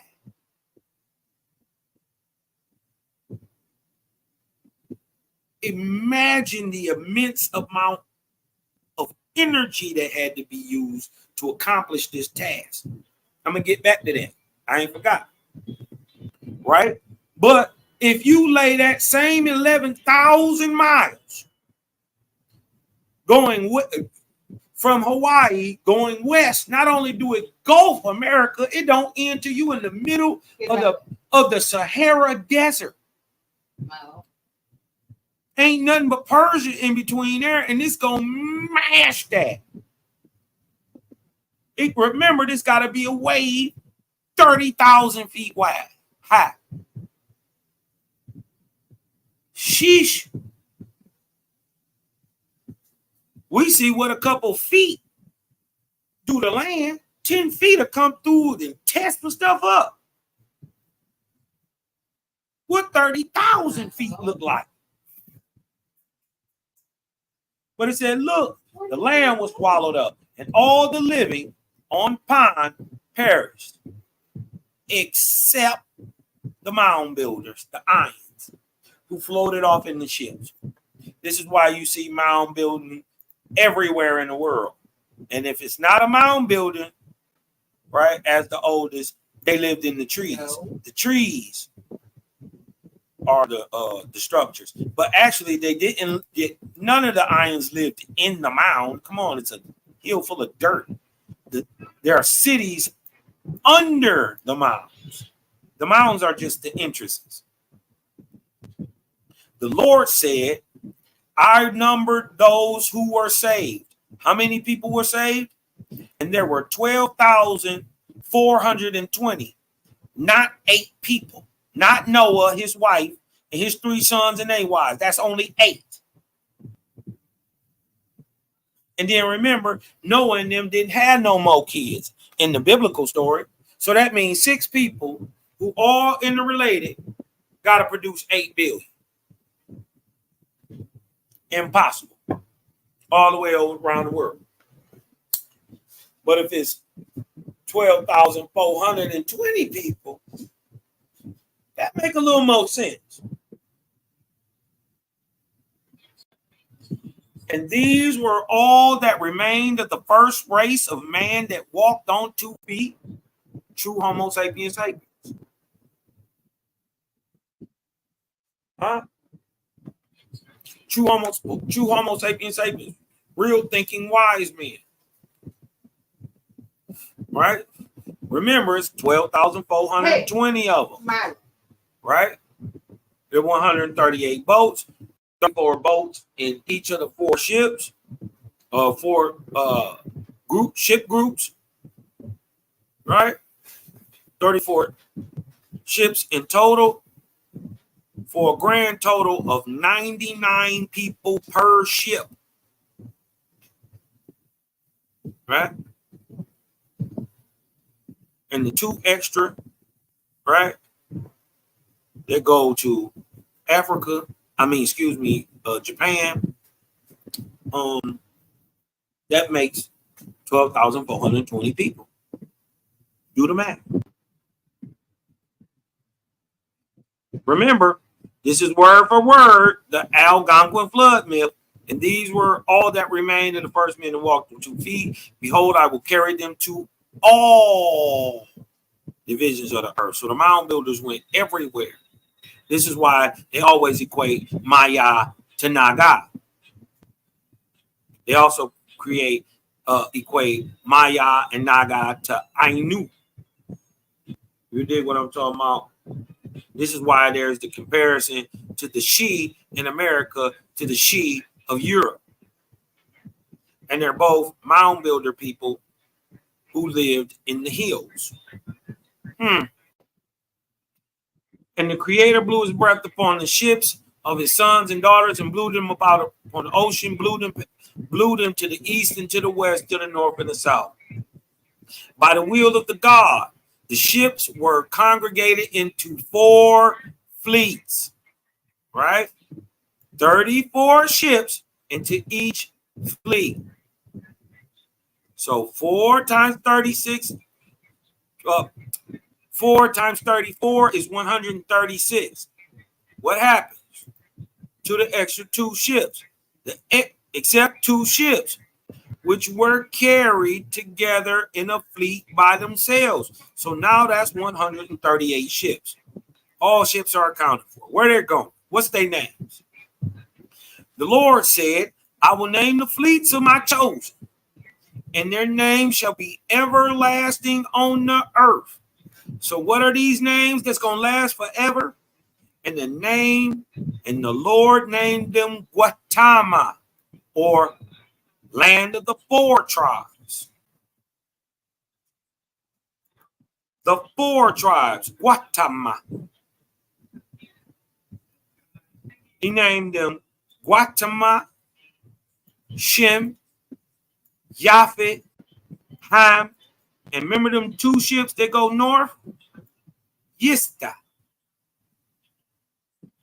The Lord said, from these my seed, I will people the earth over in all its divisions. So from the same stock that produced the Aboriginal American, they go over and become the Aboriginals of the world everywhere. Irregardless of color, it's all the same stock. This is why you got to get past color. Because there's only 12,420 people, exactly the year 22,553 BC. I'm not guessing. There went from 24.4 billion on the earth to, after this event, 12,420. But if you got roughly 3,000 people interbreeding over thousands and thousands of years, you can produce 8 billion people out of 12,000, excuse me. That's feasible. That's logical.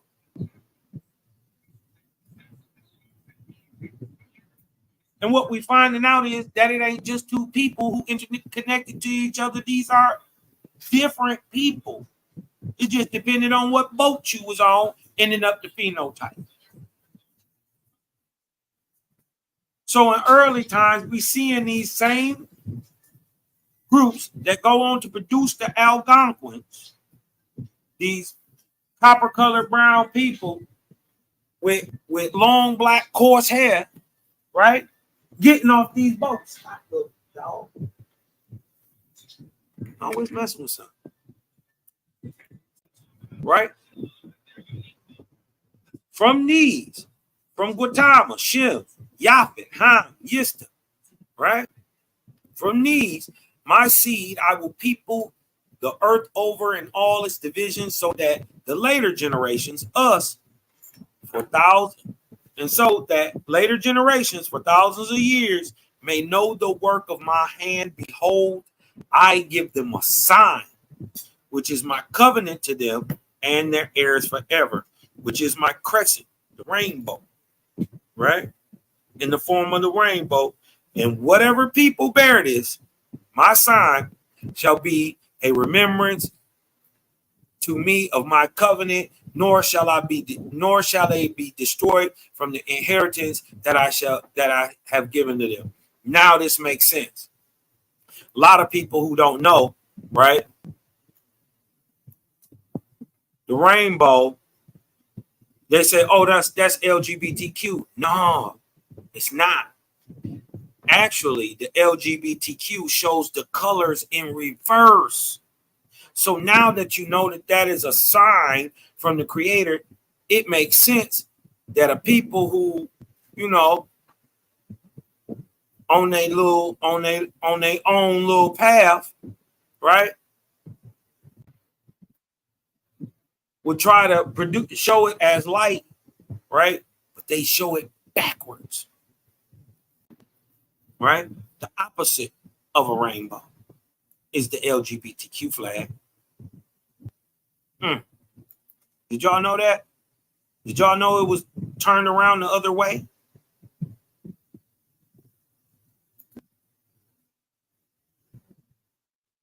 Huh? Nor shall they be destroyed from my inheritance. You can't enslave us out. You can't oppress us out. You can't dirty up the water. You can't dirty up the air. You can't dirty up the food. It ain't gonna work.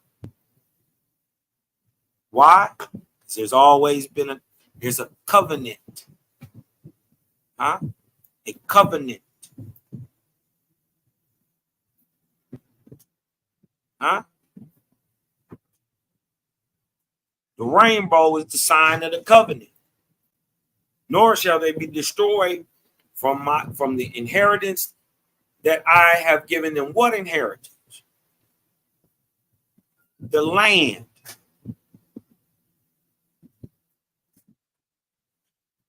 And the chosen looked out of their ships, and the sky was clearing, and the rainbow shone in the firmament, and by its light the land was found where the Lord brought his people. And in 150 days from the beginning of the flood, the ships were brought into their respective places. For the Lord destined them so. For the Lord destined them, so did they land in different countries of the world. Now listen, the fleet called Gautama, remember this is the ancient astrological name of America. It means 4 tribes. Gautama means 4 tribes. So you had probably a little bit of everybody in the original 34 ships. Probably had some people who look like Africans, some people who look like Asians, some people who look like East Indians or Indians, and some people who look like niggas. And you mix them all together, and what do you get? You get a nigga. When you mix them all together, you get the Aboriginal American, the brown man with long black coarse hair who is copper colored.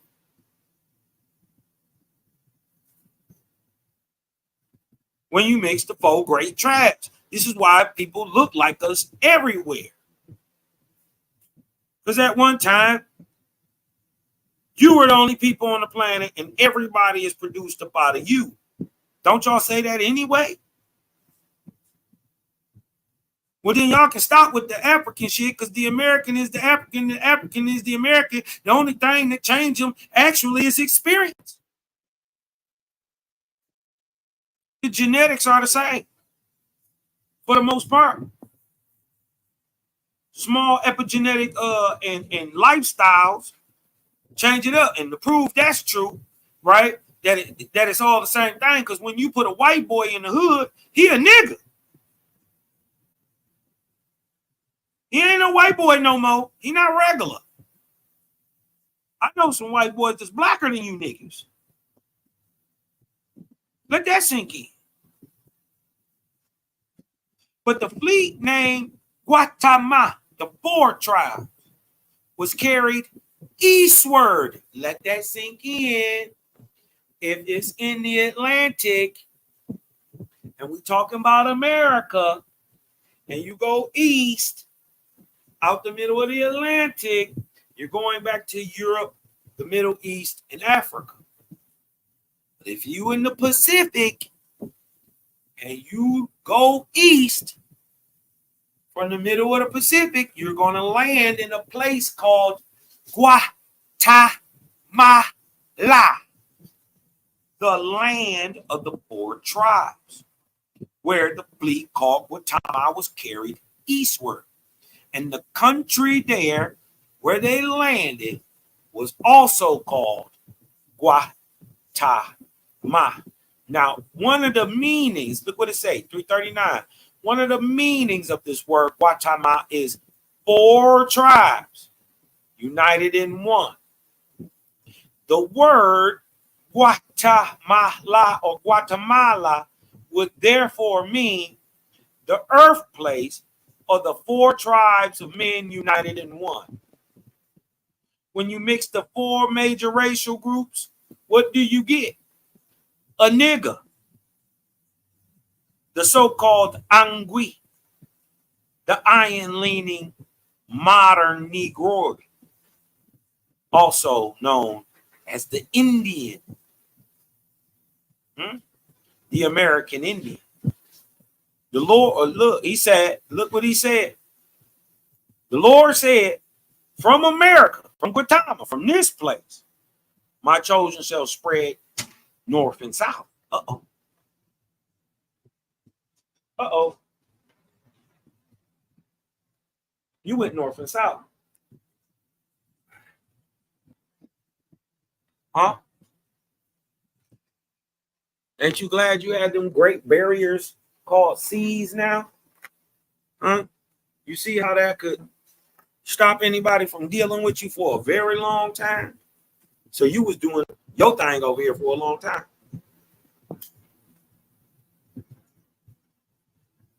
And you naturally like to migrate north and south. Primarily.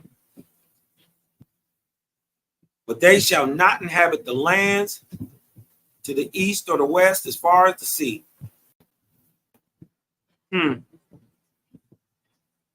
Interesting. We see in the middle of North America the greatest of the mountain culture. And it peters out towards the eastern coast.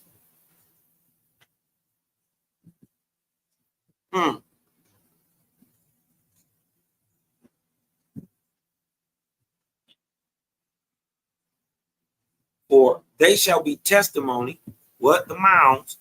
So they shall not inhabit the lands to the east or west as far as the seas. This is why we find Mississippian or mound builder, aka iron culture, in the middle of the country primarily.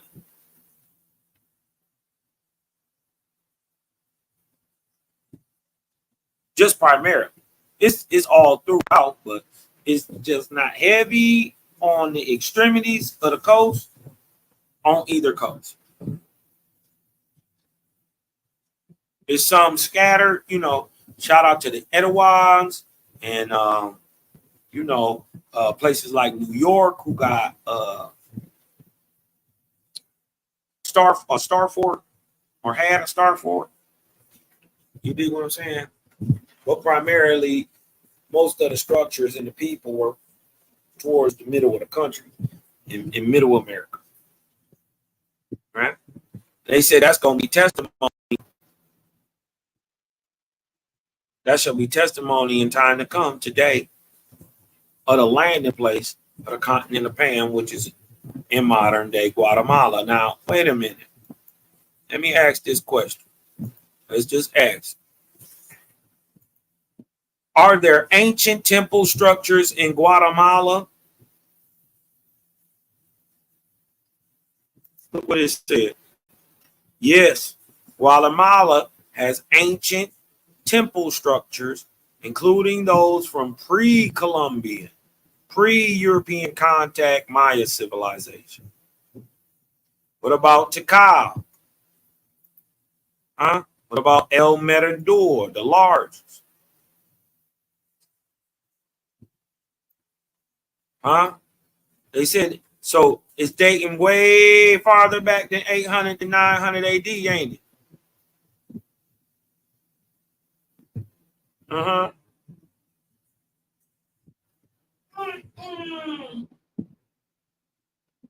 What?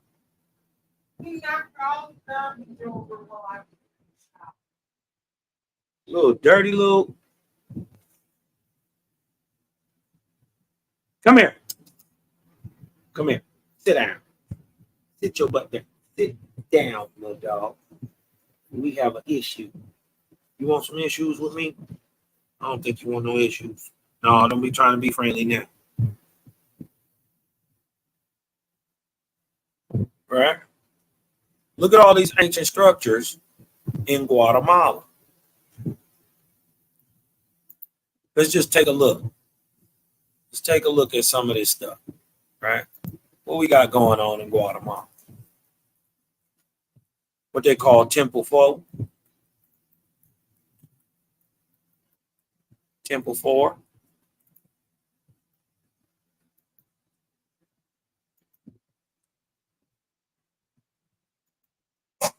Huh? Yaksha.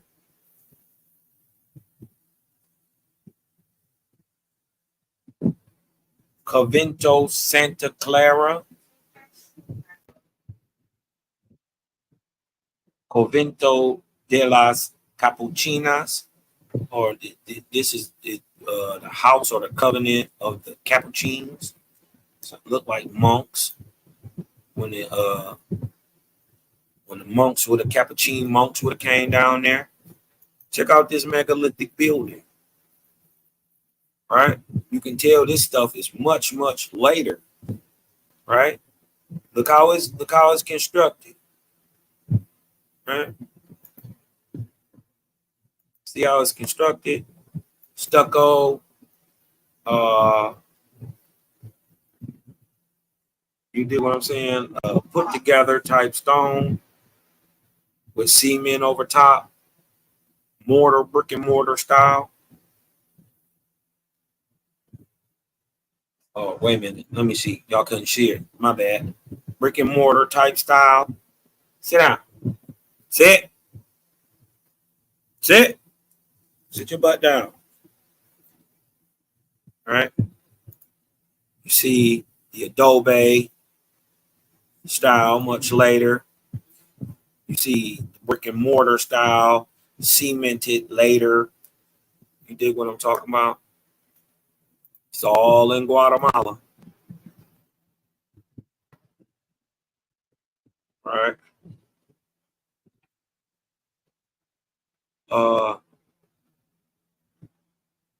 Simshi pyramidal structure. El Mirador. This thing is massive. Let's go take a look at El Mirador real quick. Get some pictures of this. Let me see, get a full view of it. This is El Mirador.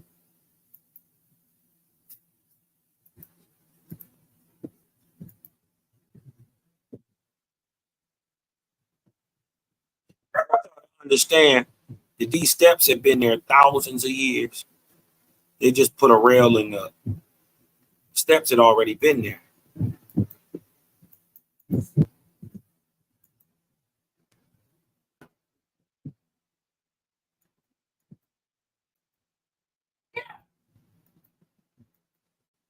Get out of there. Come here. Sit your butt down.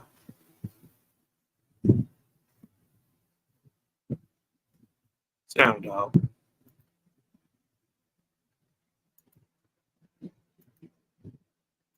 You dig what I'm talking about? These are just some of the places. Temple 1.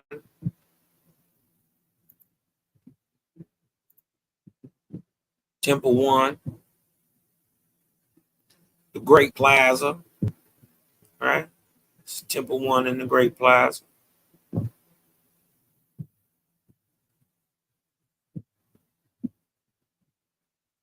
This is the ruins of Ukchatun.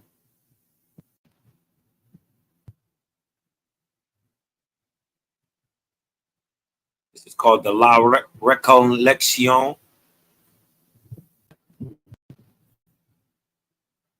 Lost World, Ancient Pyramids.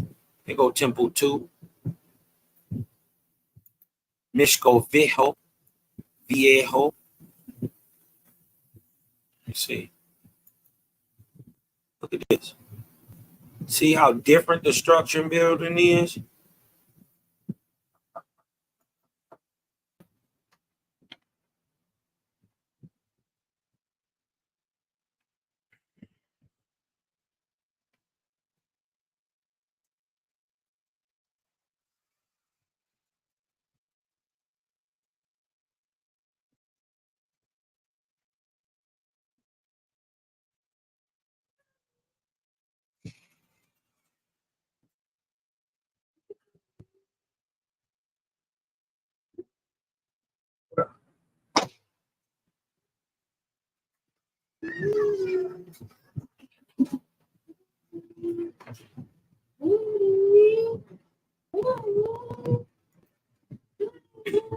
See? See the different type of building structures? One is way older than the other. All right? And I want y'all to know when the Aztecs and the Incans and all that stuff got here, this stuff was already here. They didn't build any of it. None of this. They didn't build any of it. You dig what I'm saying?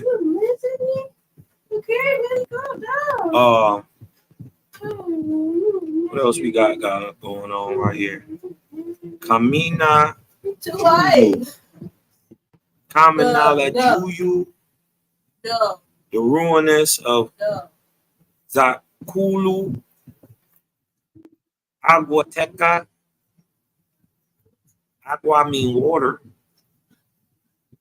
Teca, I think it means people.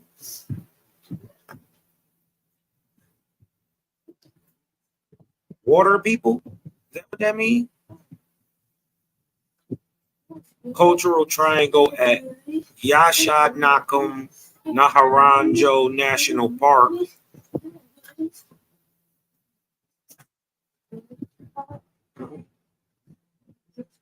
Takalik Abaj. Look at all these structures, man. They just keep going. Cibal, Piedras Negras. What does Piedras Negras mean? Let's just look at that. What is Piedras Negras? Something black. Something with some niggers. I don't know what it means. I'm about to look it up real quick. Hold on. Piedras Negras.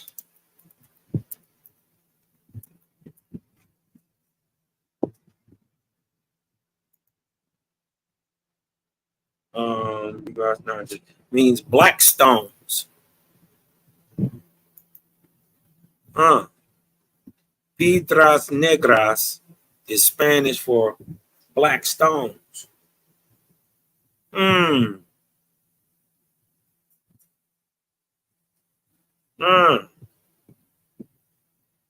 It's a Mayan site.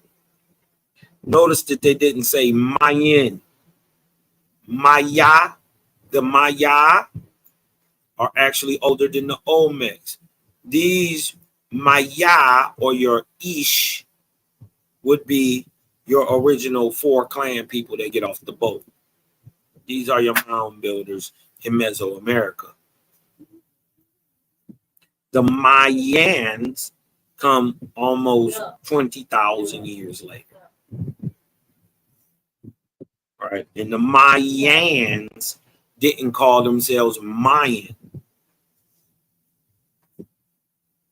Mayan is a term applied to a people who lived at a certain time in a certain place. I don't mean they Mayan. Just like you not a Negro. You were just called that by white folks who had never seen an Indian before. They had only seen people from America, from Africa.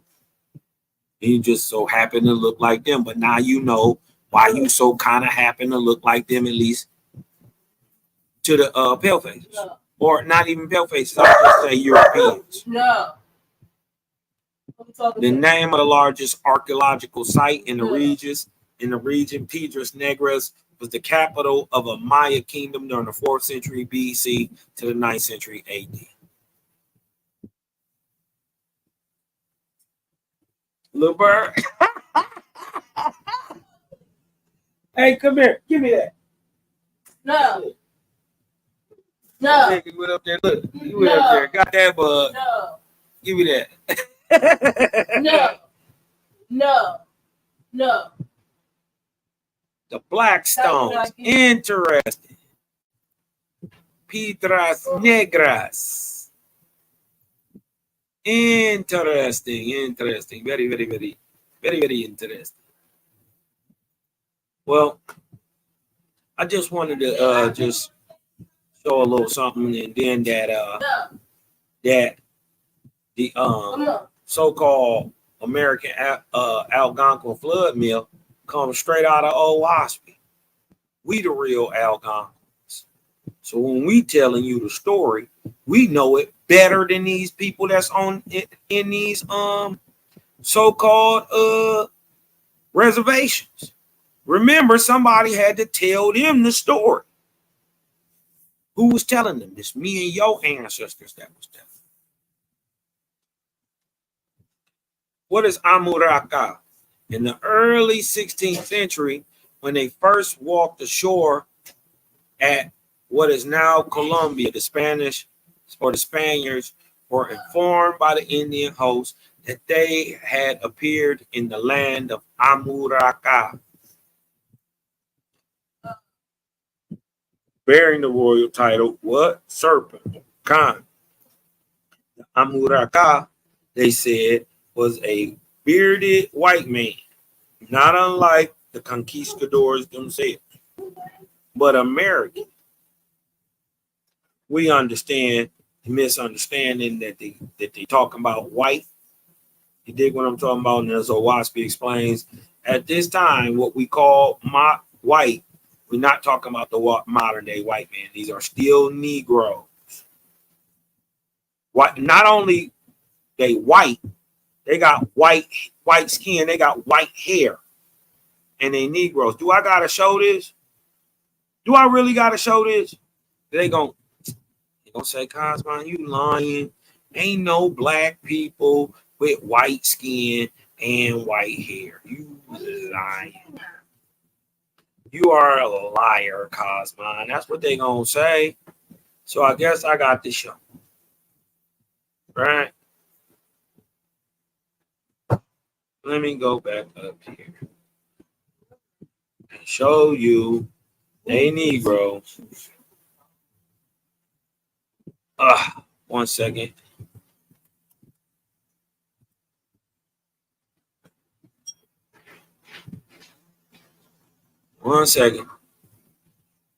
So I want to show you a Negro with white skin and white hair. 100% Negro.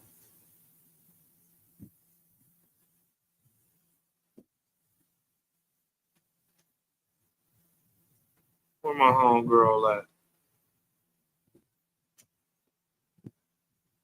Here she go.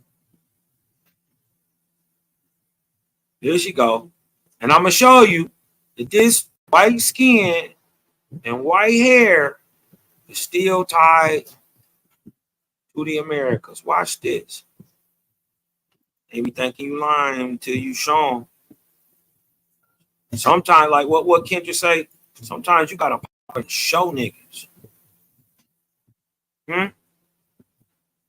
I keep telling you, you come in every phenotype and color there is.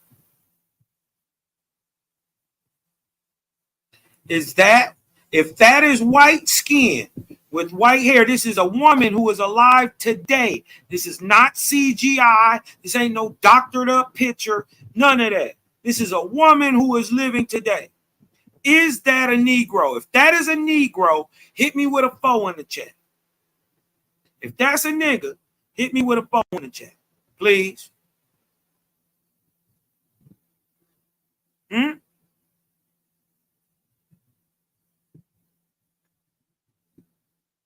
White hair, white skin, Negroidal. Get past it. Huh? I see the foes in the chat. I see the foes starting to come in. Does this Negroidal woman have white hair and white skin? Just like it was explained. But hold on. Remember, we talking about the American Indian, right? Well, let me tie this white skin and this white hair right back to the mound builders. Watch this. Look. Look at number 11 and say, let me blow it up for y'all one more time. Let me put a little something on it. Look. It say number 11 right here. The black Indians met by the Spaniards in Louisiana in 1543. See the Soto's invasion, right? They're talking about Indians. And who we talking about? The moon-eyed children who don't see well in the daylight with white skin and white hair. Let me tie it right back to the mound for you. The moon-eyed Negroes. And who? Albinos. Destroyed by the Cherokees and seen in Panama. Ain't that north and south?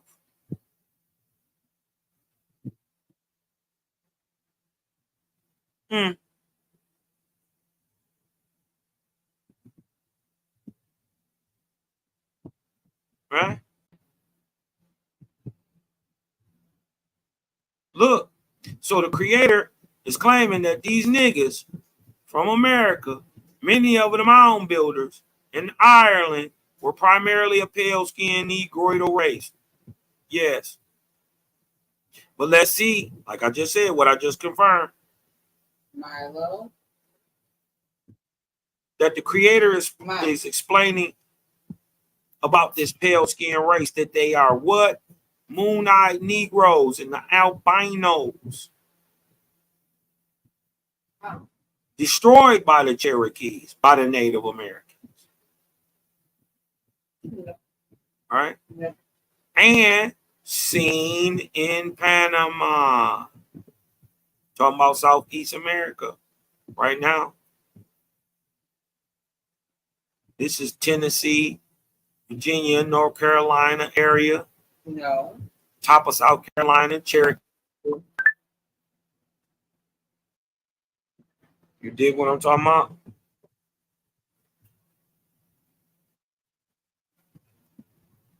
So, what is that?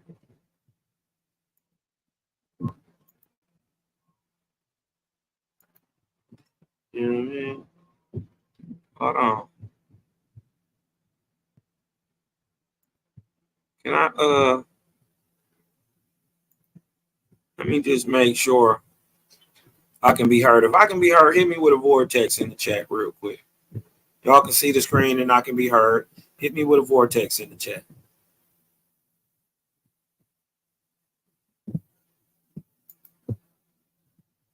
Look.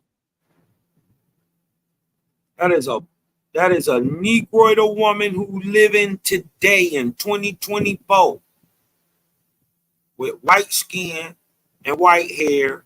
Where does this genetic come from? And why is it so recessive? And how did they get it if it ain't already old? Remember, every people on the world produce this type of person. Every people. I ain't got to go into this, do I? Here goes some of the copper color people. Albino in there. What about the Melanesians? The blonde hair, where they get it from? Cause we know they don't get it from Europeans. How we know? Does evolution have a soft spot for blondes? About 5%, 10% of people from Melanesia and group islands of Northeast Australia have natural blonde hair. The highest prevalence outside of Egypt, yet people from this region have the darkest pigmentation outside of Africa. Watch this. The study from the Solomon Islands, Melanesia, shows that they evolved the striking blonde trait independently of Europe. Where you get this?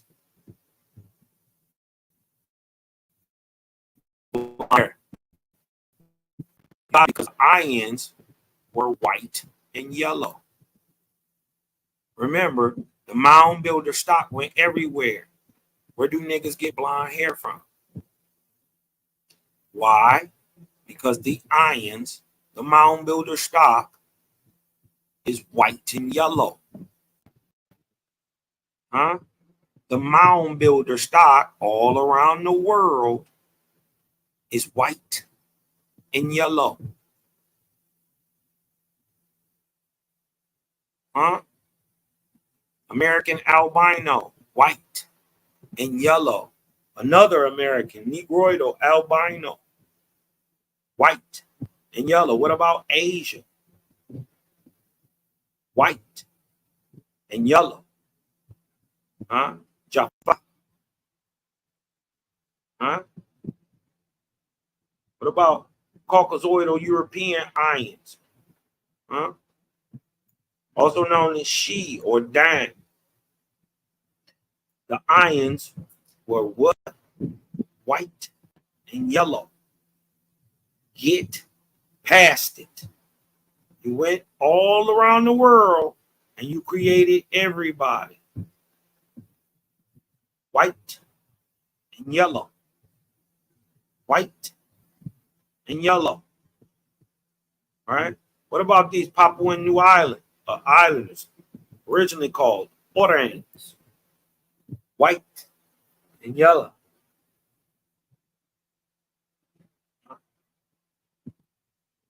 What about these Iranian Arabs, right? East Indian albinos, also known as Ram, white and yellow. How does everybody in the world produce an albino or people with blonde hair, which is a recessive trait, right? How does everybody do it, right? If everybody is a different genetic stock. For it to be recessive and yet be in every people group, that means at one time it was a dominant trait. Remember, the blonde hair came about on these melanated people independently. How they got it. The Arabs or the East Indians, right? These East Indians. Or how these niggas got it, right? The Europeans.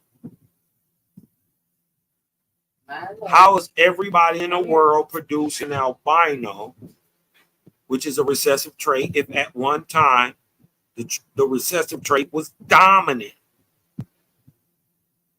We already saying that the Moon-eyed people that the Cherokee met here were already, these are albino Arabs.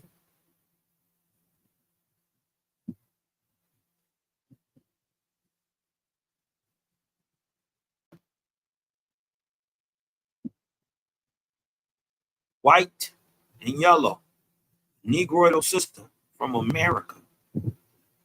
Oh, I mean, my bad. This is Hamitic African.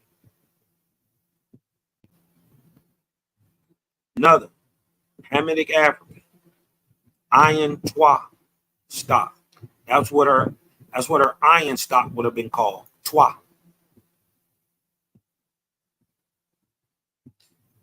You dig what I'm saying? But I ain't gonna keep beating the dead horse. I'll bring that out another time. You dig what I'm talking about? Ain't nobody want to come in no way. You dig what I'm talking about? So I figure I just build a little bit. Y'all share the live out, man. Hopefully y'all learn something, man. You dig what I'm saying? Just a little fire, just a little taste of what we bringing out here, man. You dig what I'm saying? That being said, man, I'm gonna go ahead and close out, bro. You dig what I'm saying? Support the channel, share the live, subscribe. You dig what I'm talking about? With that being said, just want you to breathe in, let that light in, because I'm Cosmo. I'm out.